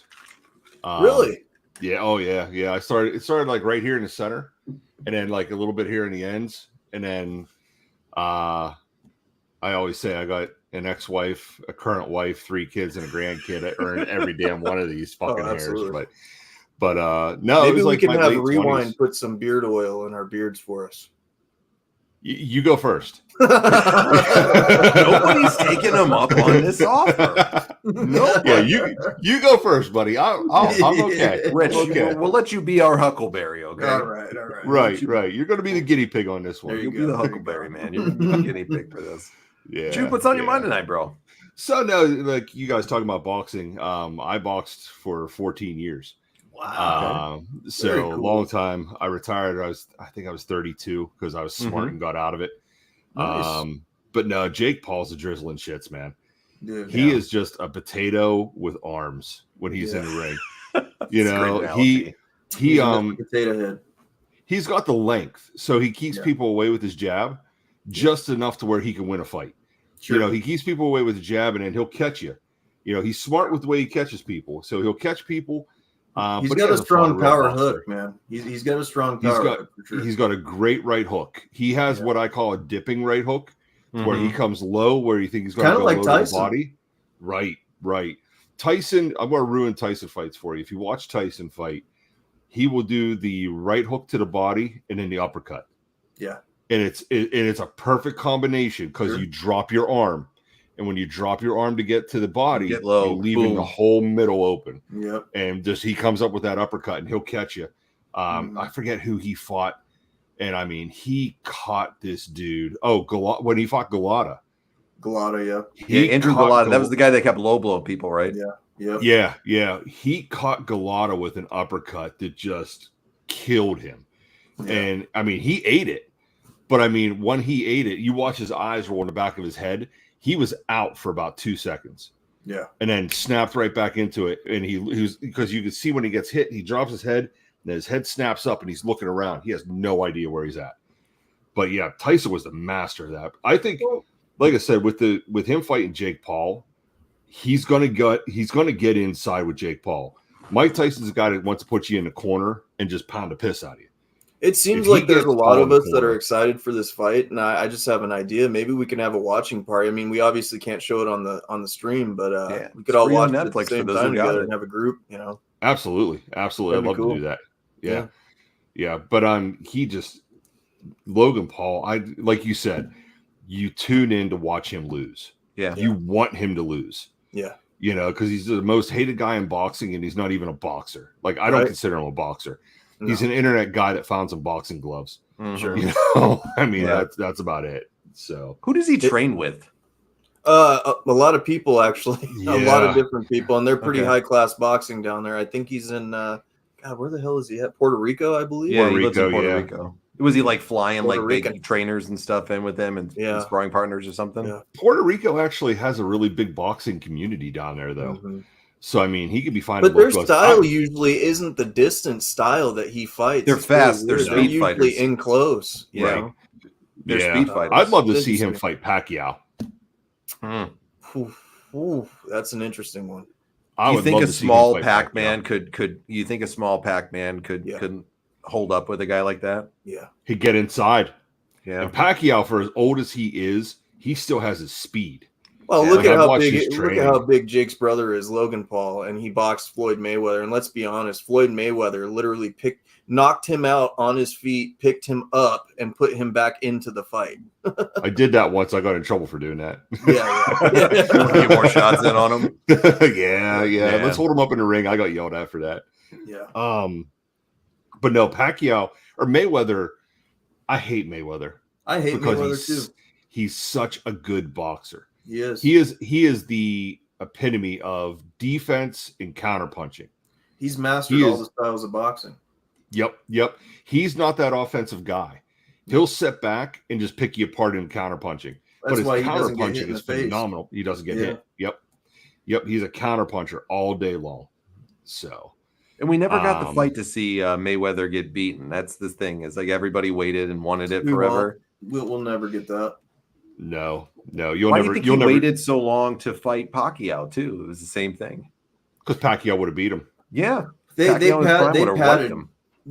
Mayweather's record. I mean, they really, the people they did that with Tyson right at the end too. They did, yeah. Mm-hmm. It's the same thing with Mayweather. Yeah. I mean, Mayweather was smart. You can't deny it. He was smart. They don't call him Money Mayweather for nothing. He's a businessman first. He's a boxer second. Mm-hmm. So I mean, he knew what he was doing. He picked his fights, and he was strategic with it. And like I said with Pacquiao, when he fought Pacquiao was out of his prime. Yeah, he lost that knockout power. He was just a boxer, and Mayweather knew it. Mayweather knew that if he stayed away from Pacquiao, and Pacquiao is a very aggressive fighter, so Pacquiao was going to keep coming forward. Mayweather just had to stand back and just pick him apart. I mean, that's all he had to do. It was easy for him. It was real easy for him. Yeah. So Pacquiao said he wants to get back in there too for another match. He said, he wants one more. And I know he had some huge expenses recently over the last couple of years with tax stuff, and I think he's probably trying to make a good chunk of money and get back in there for one last payday. I mean, you can't blame him. Yeah. you can't blame. But here's the thing with boxing, and I didn't have this itch. Was you always want one more? Yeah. Always want one more fight. Yeah. You know, and like I said, my last match Like that wrestling. I fought. Yeah, you always want one more. Oh, I can still do it. You know, there's days where I wake up. I'm 47 years old. There's days where I wake up and go, man, I feel good today. I should get back in. No, don't do it. My wife would kill me anyway. You know? she would box you first. She'd chew you up and spit you out. There's a video. Oh yeah, she'd beat me. Yeah. They do satanic chants to keep him safe. Well, that's interesting. Well, then Perea and him would be perfect because they do some crazy ass chanting too. So. Oh, that was the other thing too. You guys were talking about Tyson. You wanted that evil Tyson. I don't know if you guys know this, but whenever Tyson was boxing in his prime, Tyson was on 6 different kinds of antidepressants. Yeah. And he was on some that was right after his daughter died. Yeah. Right. Schizophrenic medicine he was on. He was on antidepressants, and he was a womanizer. Loved his women. Yeah. So what they would do with Tyson and is a lot of about cocaine. 6 weeks. Yeah. About 6 weeks before he would go into a boxing match, they'd take all that away from him.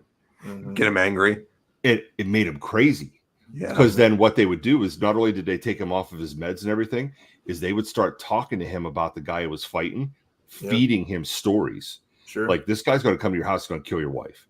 Or this guy's going to take this away from you or take that away from you. To where Tyson going into fights legitimately wanted to kill the guy. Yeah, he wanted to kill the guy across the ring because he just had so much rage. And he's then picturing that original bully that killed one of his pigeons that got him in the boxing business. Right. But then they said that whenever the fight was over, when he went to the locker room, they had the physician there to do their checkup because they do it for every fight. I had it for every fight. They had a physician check you out, no matter how your fight went. And then they would give him his pills that second and get him back on his pills. And it took him like 3-4 days. Till he got back on his pills. He was a completely different person. Yeah, completely different person then. Yeah. It's a good way to get him psychoed up and getting ready to go to kill somebody. Sure. Yeah. Take the medicine away from him. Totally different times too, with the way that they trained back in the day and how they could treat people and do stuff like that. So yeah, Mayweather's fighting Canelo too early and Pacquiao's too late. Yeah. I would agree. I don't really want to see him fight Herschel Walker, Jeremy. Herschel's way too old, and I don't know. I just definitely I wouldn't want to see that one. I'm not a Herschel Walker fan in any way either. So I like Herschel Walker. I think he's cool. I'm a Steelers fan. He's played for Philly. To me, it's like, I don't know, Herschel, he's had a very checkered history, and I don't know, I don't really respect a lot of the things about Herschel Walker as a person, but everybody makes mistakes. So just what I know, didn't he have like a couple of MMA fights or something too? Yeah. He did. Yeah. So Rance says, anybody see Mike Tyson's abandoned house? They had some of his cars still there. I haven't seen that, but I bet you I love those videos of the abandoned mansions that you see sometimes. Cool. So I want to go. Muhammad Ali's hunting cabin camp is in Pennsylvania. I've never been there though. I've always wanted to go, but he trained in Pennsylvania. Nice. So man, what about let's look at a little wrestling here. We got, by the time this is going to air on the radio, All In is going to be coming up or right around this time. Are you a fan of AEW stuff? You watch them on the frequent? I don't watch them on frequent. My thing is, me being a wrestling fan, I like the story. Give me a good story. Yeah, the story. Yeah, for Cody Rhodes. He gets it. It was funny the other night we were watching wrestling, and my wife came in the room, and Cody was on, and she goes, "Does he have a lisp?" I'm like, "You don't know his story?" Yeah, it was funny. Val Venus has been going nuclear on Cody Rhodes today. It's been crazy. I don't know if you've seen that, but my God. Why does he hate him so much? I don't know, but Val has nothing else to do. He's out here. He runs a weed business out here. I've met him several times. Sean Morley's a great guy, by the way. But dude, I'll tell you what. I was reading his post. He's like, I no longer want people who commit murder to have to be put to death. Instead, let's strap them to a chair for 20 years and watch Cody Rhodes promos. Wow. What about this Ospreay and MJF match, everybody, that happened last week? The Iron Man match between these two. I talked to you. Jeremy loved it. I know that. What did you guys think? So I liked it. I didn't love it. I liked it. I think it was a good match. My only problem with it was there was a ton of no selling. Like there was a lot of instances. If you go back and watch it again, he just both sides. There was a lot of no selling, you know. And AEW, like I said, I'm not a real big fan of AEW. I think part of it is because, like I said, I like the story, and the other part of it is they're so off with different aspects of AEW. Sure. Like one week you have Orange Cassidy taking a pile driver on the steel steps and bounces right up. And that should be like weeks off after that, or 2-3 weeks, you know, at least a show off, you know. He should have been taken off on a stretcher. Yeah. He should have been taken off on a stretcher. Yeah. So he bounces back from a pile driver on the steel steps. And then like 2-3 weeks later, I forget who it was, punches him in the mouth, and he's down, out, not getting up. And I'm like, so wait a minute. The man takes a pile driver on the steel steps, bounces right up. He gets punched in the mouth, and he's out, done. There's no continuation of the story. Right.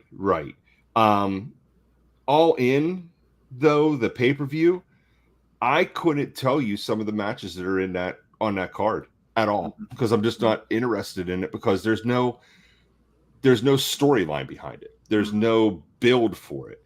Like this whole MJF against Daniel Garcia, why? Yeah. You know, you wasted MJF coming back on some no-name matches. Right. You know, he fought Roosh. Where's Roosh been since that match? Right. And where was he at before that too? Nowhere. Right, nowhere. I just think that the problem with AEW is they have no guideline. You know, to say this is the direction that we're going, or we're going to go this direction with this. Like Swerve Strickland is lost, and he's your champion. It's probably one of the worst title reigns I've ever seen in history of wrestling. Right. The tag team titles that are on the Elite, there's nothing going on with that either. Yeah. Lost. Okada being a champion, lost. You know, the Tony Storm Mariah May is the only storyline you have going right now. Rand says the same thing. It's a good one. Yeah, it's a good one. It's the only one. I didn't even see his comment, but it's the only one they have going right now. Yeah. Even the whole Mercedes Moné against Britt Baker. Yeah. It's, you know, Mercedes Moné, right. And my thing with Mercedes, the reason why is because it's your two biggest women, you know, in competitors. But there's no storyline. There's no backstory why Britt Baker had to come out and go after the CEO of Monet, you know? Right. Nothing. Yeah, and no Mercedes Moné, to me, Tony Khan threw money at the wall. And wasted it. Just to see if it stuck. Yeah. Yeah, and wasted it because, and if you think of it this way, too, he did the same thing just recently with Kenny Omega. Yeah. He did. Kenny Omega came out, and I have questions about that. Like, was he cleared for the physicality? And if he was, why did they not continue that or talk about it? Sure. He came out for a hot second. They put him in an ambulance, and he's been gone since. Right. Like, it doesn't make any sense. It doesn't. And they were supposed to have somebody that was going to stop them every week from abusing their power. Where is it? And, well, you brought out Christopher Daniels. You know, yeah, it's like if you got Adam, if you ordered Adam Pearce on Wish. Hey man, he was the higher power though. He was the original higher power. right, yeah. But it's just like he just like there's no sustenance to AEW. Yeah, you're absolutely you know, and I've right. said this before. It's Tony Khan with a toy box full of action figures. He has no idea how to play with them. That's right. He has an awesome roster. He has a roster. Go ahead. Sorry. He has a roster that can go head to head with WWE. I agree. Every week. I agree. And he's losing it. He's just losing it. I gotta say though, I didn't expect MJF to keep up in that match. I really didn't know if he could handle that style with Will Ospreay. And you know, dude, you watch a Will Ospreay match, you've seen one, you've seen them all, right? 1,000 false finishes. Dude, but to see MJF keep up with that style and make it his own, that shows you how great of a star he really freaking is, man. He can go with anybody. Here's the thing with Will Ospreay. Will Ospreay matches are usually just a spot fest. Mm-hmm. Yeah. It's just spot to spot to spot. He's like a cruiserweight Ric Flair. He does the same thing over and over again. Mm-hmm. Yep. It's like Cena, 3 moves of doom. Yep. That's Kevin what it Nash. is. Yeah, Kevin Nash, same way. Yeah. MJF can go. I mean, I think Tony Khan is wasting him. But MJF is smart. MJF's getting that payday.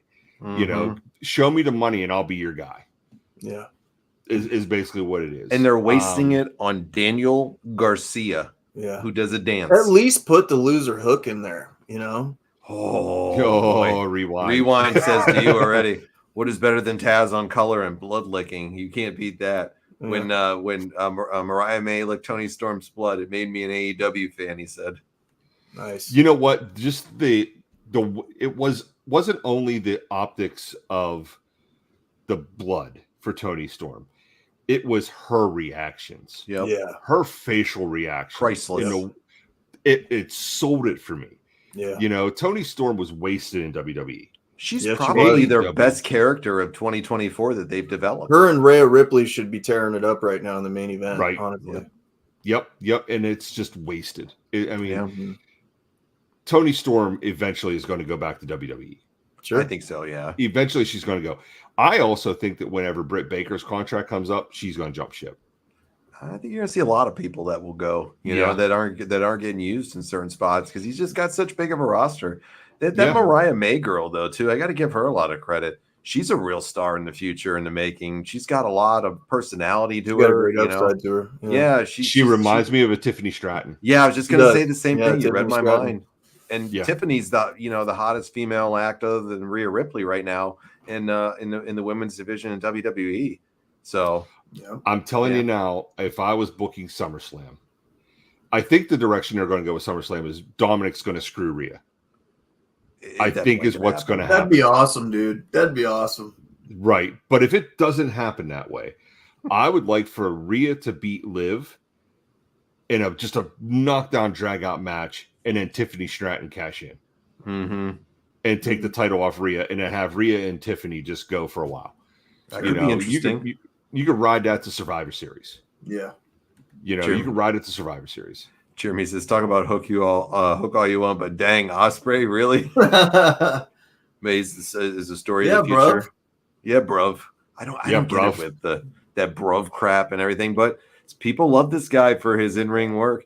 Let's run down the card. If you notice, Tony Khan has shit on Will Ospreay since MJF. He has. It's because it's a new shiny toy, bro. Yep. Oh, look at this. Yeah.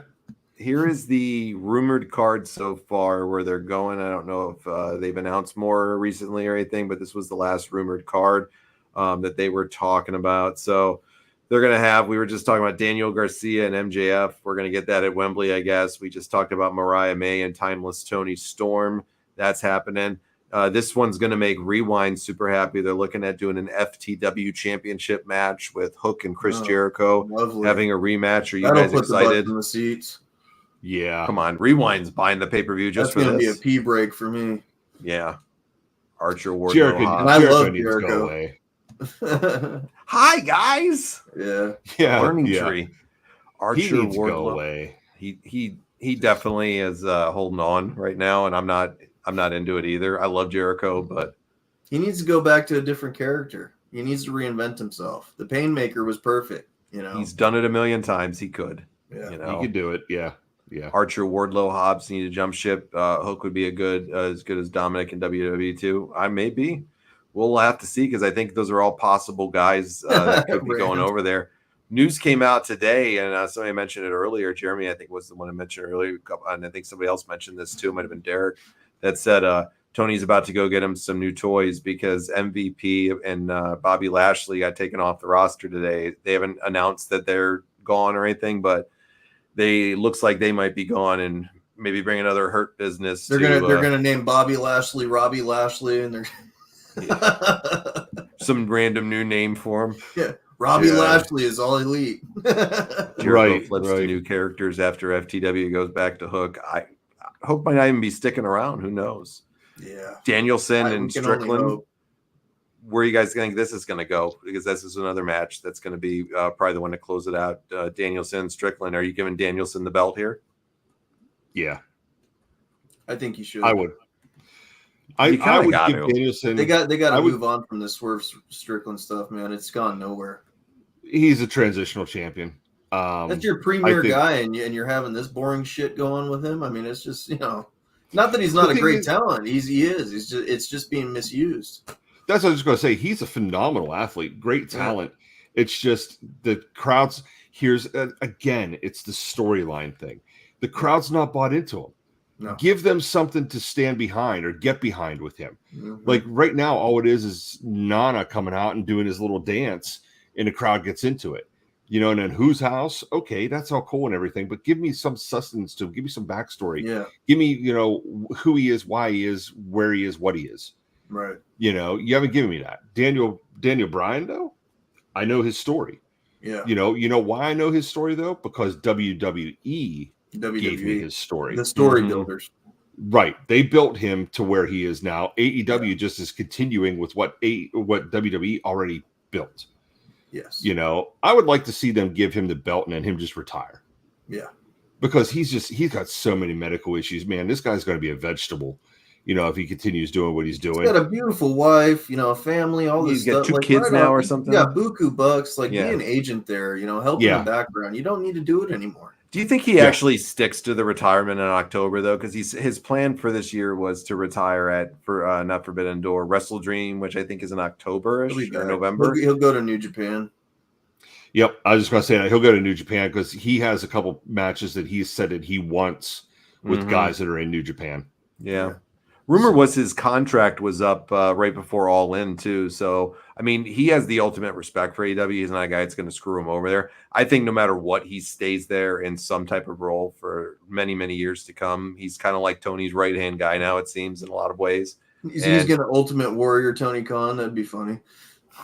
Could you imagine Daniel Bryan holding him up? Speaking of SummerSlam 91, like we were supposed to talk about tonight, right before Warrior went out, or I think it was before he even got on a plane. He says, I'm not getting on a plane or I'm not going out unless you give me $250,000 extra. And Vince paid it up to him and fired his ass right when fired him after. Yep. He came back through the curtain and Vince was waiting for him. Oh, yeah. Yep. I mean, do you think that a guy like Daniel Bryan would ever do that? I don't see him doing a Warrior on anybody. No, that would destroy everything for him. I mean, that would destroy everything, Yeah. So. Derek says MVP Montavious Porter will be renamed to AEW. Alvin Emmanuel will say AEW. You know what? I don't think they'll sign MVP though. I don't think so either. What does he bring to the table anymore? That guy, man. What has he ever brought to the table? I've never thought MVP was good. Richie rewinds hot at you right here. He says, keep drinking your Busch Light and working on your first General Cummings and telling yourself Connor won that second fight against Diaz while Hook kicks ass and takes names. Oh, okay. I guess it might be coming real soon for he might take that massage match. We're just building up our story. Yeah, we gonna finish your story? Yeah. What do you guys think about this? I don't think you want to finish that story. What do you guys think of this stuff with Cody Rhodes? I know by the time this airs, SummerSlam results have already happened. So when this airs on the radio, we're gonna test ourselves to see what actually happened here. But it's fun to just talk and go back. So for anybody listening to this later on down the road after SummerSlam when this airs, you can see if we're right or wrong on this. But what about, Cody in SummerSlam? Where do you guys think it's going? Are we getting the Tribal Chief back? Are we getting somebody else back? He's going to be champ till Mania, man. Cody won't lose his title till Mania. They've got too much money invested in this title reign and stuff like that. And if he does, it'll be to The Rock, and then they'll have Roman Reigns versus The Rock. I really think that's their game plan. The Rock, Cody Rhodes will fight night one, lose the title, and then Roman Reigns versus The Rock. I agree with you. I think, though, Roman Reigns comes back at SummerSlam, and then Cody Rhodes is going to be put on the back burner. Mm-hmm. He already is. I mean, let's be honest. He's had a boring title reign for everything that they've put into it. But who has he fought, though? Yeah. He went to SmackDown, and SmackDown doesn't have the roster. No. And you've kind of been force-fed Solo Sikoa, which is not a believable challenger to You know, I would rather. You know who I would rather see? I'd rather see Cody go up against Jacob Fatu. Yeah, he's the Me killer. too. Me too. You know, Jacob I would rather see Fatu's the that money match. of that group. Mm-hmm. Yeah, because they brought Solo's in a bum. The thing is, they Tonga. gotta be careful how much they build that guy up because he's a legit badass in real life. He's been in trouble and stuff. They can't take him across the country, or I mean, across the globe. Not right now. They said that they went to court over just having him in Montreal for the last pay-per-view. For money. They had to go to court and get him like a 1-day pass just to go into Canada. Yeah. And then they said that after the pay-per-view, they shipped him right back to the United States. Yeah. So, but no, I think after SummerSlam, Cody Rhodes is going to get lost in the mix. Yeah. Unless they put, I could see them doing the War Games thing.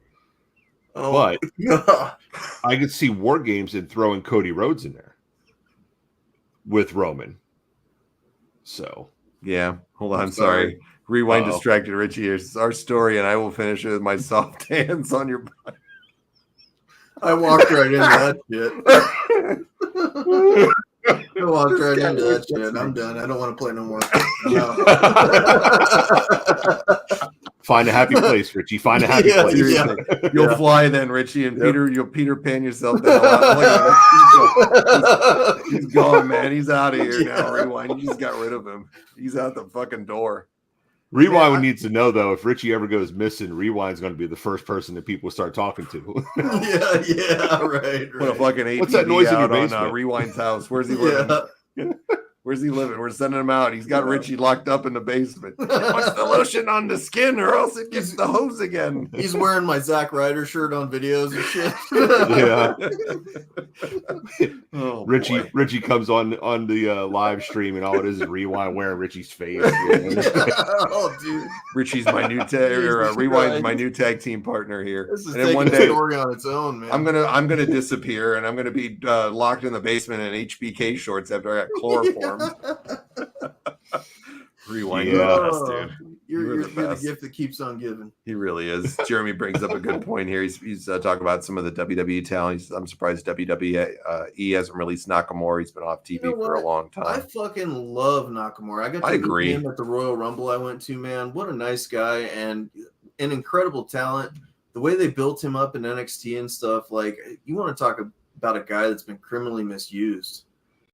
He hasn't Shinsuke won a Nakamura. match in like a year and a half. Dude, when He he hasn't won won a that match. Rumble, he should have won the title that year. You know, I they agree. should have put. He was one of the biggest things going at that time, and he still would be. You know, they buried the him thing. in the moon. Send him back to NXT, or what you could do, you're doing this whole crossover thing with TNA. Send him to TNA. Send him to TNA. Have him go up against Nick Nemeth. Oh man, They had some great matches in WWE. yeah, Send him over. Send him over. yeah. Get him some recognition in TNA. Build him back People up and love build him the back up guy. through there. People Right. love watching the guy wrestle. You know, they Right. love his song that he had. God, when I was in the crowd at Rumble and his song played, man, that went on forever. The whole crowd would, Mhm. you know, like Yep. everybody loves the dude. Remember The when he worst thing first they came did- out his match against Nakamura, right when he came into NXT? They had that, I think it was a takeover or something before WrestleMania, one of their ones they used to do. Man, that match was a banger. The crowd was just electrified by that guy Yeah. right from the start. Yeah.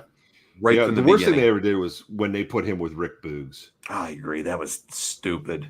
It's So hokey, dumb. it's stupid, it made no sense, and Yeah, Rick Boogs was a phenomenal wrestler. Yeah. Stupid gimmick. Stupid, Stupid yeah. gimmick. you might as well put the Same thing Oz with hat on him. Elias. Fuck it. Yeah. Same thing with Elias. When Elias was a phenomenal wrestler, Yeah, had the crowd in the palm of his hands, and they just Yeah. ruined that.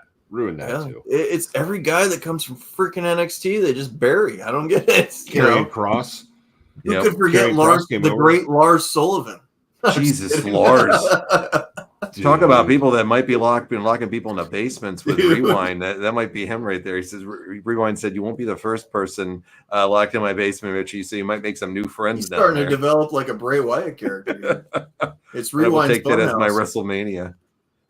Yeah, Nakamura, man. There's just there's so many great NXT talents that they just, for whatever reason, just didn't, progress them at the next level on the main roster. And it's crazy. Last thing for tonight, I'll ask you both right here. I know TNA isn't a topic we discuss here, but they've really been doing some cool stuff with this stuff with NXT. They just sold out 4,000 people in Montreal for their Slammiversary pay-per-view. Cool. They're really, really developing some great things going on for them all the way around. They just had their big card the other night. People are all up in arms about Joe Hendry not winning the title and going to Nick Nemeth. And, I don't know if you guys saw that. I mean, Joe Hendry has been, striking the world. I believe in Joe Hendry. The guy was a #1 on the iTunes charts in England. Pretty tremendous accomplishments for this guy. Yeah. People are like bitching, moaning, and complaining about TNA because they didn't put the belt on him already. I'm like, come on, guys, give this a little time. Let's build this guy up a little bit. Everybody wants gratification right now. Like it just started. I'll be honest with you. I don't think Joe Hendry is going to be in TNA much longer. I think that WWE has seen what he is, and they're going to go after him quick if they're smart. And they are. I completely agree with you. I think they're going to make Joe Hendry your NXT champion. Yeah. And I think TNA right now, their success is solely based on their partnership with WWE. Yep. I think that they have grabbed the WWE crowd now to watch TNA. Yep. Well, they have a bargaining chip with that now with networks and TV deals and stuff. Hey, we do business with the big dog on the campus. Right. Right. So, like we're going to Netflix. That's going to be huge for us, and you're going to be part of it. Right. I also think that this is Triple H's way. He's going to build TNA up, and TNA is going to surpass AEW. Yeah, good point. I think it's a third developmental. right. Because if you look at it, Tony Khan they have brought up to Tony Khan about TNA, and Tony Khan has gone on record saying TNA is no competition to us. Mm-hmm. And I'm like, bud, they are right. They sold out Montreal. And they have the history. They have a beautiful library of stuff. I mean, TNA doesn't, or AEW doesn't have those things. No. And I'm telling you now, I think that is all Triple H. Yeah. And I don't think WWE is going to buy TNA. No, I don't think they are. But no, I think it'll keep them out of being a partnership. monopoly for the wrestling business. Mm-hmm. Right. Yeah. But I think it's just going to be, they're going to have a partnership to where it's going to be WWE and TNA against AEW and Ring of Honor. Yeah. And even Ring of Honor, I don't look at Ring of Honor as a competition to anybody either. It's on the internet, man. It's on a paid platform where people, how many people are a part of Honor Club? I look at Ring of Honor. With you, I would love WWE to reach out to NWA just for the lineage purposes of it and try to bring them up too. I think that would be really cool. You're going to see them working with a lot more organizations. This is kind of a way that Triple H can keep kind of sticking it to the competition in a little way.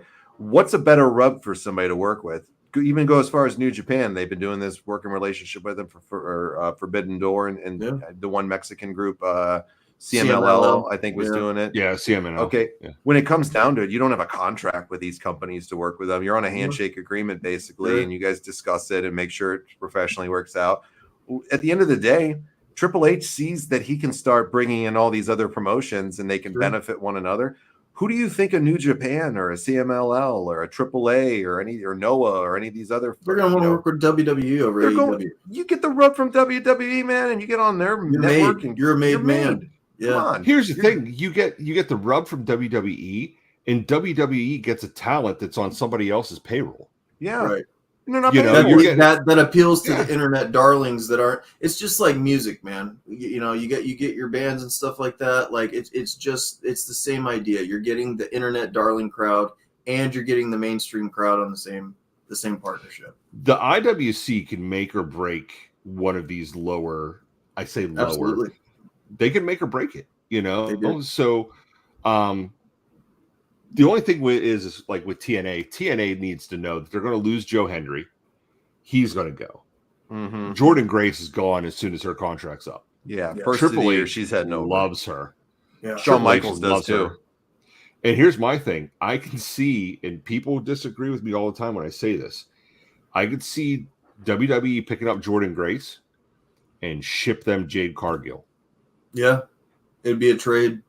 And it's a good place 'cause- for her to develop things within Yeah. herself and to do it in front of a little bit bigger. But less here's of an the thing audience. about Jade Cargill that nobody talks about. Jade Cargill does not have a long-term plan to wrestle. She wants the money. She wants in. She wants out. She's not trying to be here forever. I think She she's needs to get out now. 31. Jordan Grace is wanting to be around. Yeah, Jade's Yeah. 31 and has already said that she's going to do this till she's about 40, and then that's it. And she's That was here a to big mistake for her to say, though. Well, but it doesn't always add up either. You're just kind of throwing it. It's different for women, over men. Maybe if she ever wanted to have more kids, I know she already has one. Maybe she wanted to have more. Who knows what her plan is in life? That's why it's a little harder for them in like a pro wrestling to kind of forecast things. For men, it's way different. Rewind brings up a good point about TNA though. They have a great library, and those, they have I'm still a subscriber to the TNA library. I love the Asylum days and stuff like that. Go back and watch those. There's some cool times back there. If you're a wrestling fan, the Impact Plus app is like $8 a month, and they have a plethora of great stuff on there. If you want to watch good matches, they got 20 some odd years of stuff.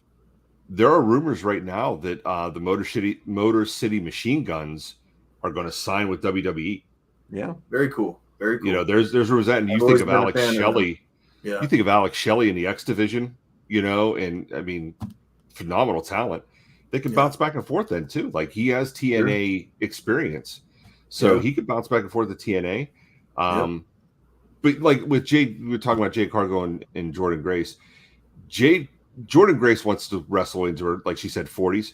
She would never have that longevity in TNA. No, she wouldn't have that longevity in TNA. So I think she sees that WWE is the way to go with that. Yeah, because then you have NXT, you have SmackDown, you have Raw. If she gets stale on Raw, ship her to SmackDown. She gets stale on SmackDown, ship her to Raw. Yeah. Jade Cargill though has the look. She does not have the talent. She doesn't have the charisma. She doesn't have the charisma. She has the look of a star though. Yeah, she does. That's for sure. But if you look at it though too, Eva Marie had it. Yeah, she had the look. But she couldn't wrestle her way out of a wet paper bag with help. God, she was terrible. Yeah. I saw her wrestle in State College here. She wrestled. It was a dark match. It was her and Natty Neidhart were wrestling. It was so bad. Halfway through the match, Natty looked at her and she went, "Go home." And she literally hit her with a spinning lariat, pinned her, and walked. Didn't put her raise her hand, nothing. I'm sure that put some asses in the seats. And man, it was just so bad. It was about a minute into the match, and Natty just yelled, "Go home!" Yeah, and it was just nobody heard that one. right, yeah. Because I think we were 3 rows off front, and you could just hear her plain as day, "Go home," and the ref was like, "What do you do? What do you do? We're ending this shit." Right. This is over. Thank God. We're ending this one. Well, Jude, thanks for joining us as always tonight, man. We always have a blast having you on, and some great combos as always. And we will see you in a couple of weeks back on the show for the promo challenge when we get back, man. So appreciate everything. We hope you like the packages, Jude, and thanks for being a great supporter always, my friend. Yeah, absolutely. No problem, guys. We'll see you when you get back. All right, buddy. We'll see you soon, okay? Yep. Have a good one, guys. All right. Thanks, Dude. man. All right, guys. Great combos tonight from everybody. Jude, thanks for joining us tonight here on the show. So I'm going to close the backstage for everybody right now. So we are going to wrap up the show. Jeremy, I hope you feel better. He says migraines are flaring up, man. Prayers sent. Ginger's signed to a GCW. All right. Well, this was a fun random show tonight, guys. A little random discussion on professional wrestling. We talked a little bit about everything tonight. We talked some Jake Paul stuff. I know we were supposed to do SummerSlam 91, but hey, I think this worked out much better, don't you? It did, man. And John, I want you to be safe on your trip, man. I hope you enjoy. You deserve it, man. Get out there, make some memories with your family. Yep. But just know that your retro wrestling revival family here is going to miss you. I'm going to miss you, man. These are my nights of the week that I'm so happy to be alive. Sharing it with you guys. We're going to be back, man. Have no fear. We're going to make more content that you guys can watch, and stay tuned, man. We got a lot of stuff coming down the road, a lot of fun stuff. The promo The promo showdown's going to be cool. John, I hope you get your promo skills up, man. All right, I'm a good taking one you to on rail here. you with. Yeah, absolutely. I'm gonna Eminem 9 Mile you, buddy. It's 8 Mile, but that's cool. 9 Mile, 8 Mile, whatever the fuck it is. Yeah. I'm It's taking okay. you out. We'll give you a slide for being old, man. It's cool. I'm just kidding. My mind slips me a little bit, like Oh, some I people. know. Joe Biden, it's okay. I mean, John, it's all right. You might want to drop out of that race early too, but anyways, the real deal Hill, baby. I'm coming There you back. go. You're shooting I'm some joking. fire off here. I'm joking. Anyways, guys, thank you for all the support as always. I hope you guys enjoy the stuff that's being sent out to you. We got another booking competition coming up that y'all are already talking about, the Crockett Cup. I'm excited about that. So have no fear. We got a lot of content coming for you, and appreciate you guys, and we'll see you down the road. Yeah, we sure will. Rewind says, thanks, great show. Thanks, guys. Remember, Richie, Hook is the future GOAT. Hook is the future of whatever you want, man. He's Whatever the you past, want. he's the present, he's the future in Rewind's book all day. There you go. Well, guys, it's been a great time. For those that are joining us on our live stream for the last couple hours, we greatly appreciate it. For those listening on radio, on WDJY, we greatly appreciate it as well. This is why, once again, you got to come out and sign on and join up on our Facebook page and our YouTube page, the Retro Wrestling Revival Podcast. We got a great group. We always have a lot of fun here. So we want you guys to come out and join us. And I know it's driving a lot of other new people into the show that are listening to this radio that want to come check it out. And yeah, it's been awesome, guys. So we will be on hiatus just for a couple weeks, just from live content, but we'll be back the second week of August. So don't think we're not coming back once again, just vacation time. And pay attention to the Facebook page. Chris posts up a bunch of great videos. I'm sure maybe Chris is going to do some videos here on the page in that time frame as well. And, we put up the radio links typically on there, especially when we're out, because there's a lot of stuff me and Richie have pre-taped that will be coming out on the radio. So definitely worth it. So you guys are awesome. We really appreciate it. Rewind says, when you are in the HBK shorts, it can be in miles you want, John. Rewind, you're something. Perry of Saturn says, get the muffins, Devon. You are welcome. Thank you, Rand. Thank you, everybody. We will see you guys again soon. We appreciate everything as always, and we'll catch you on the next episode of the Retro Wrestling Revival.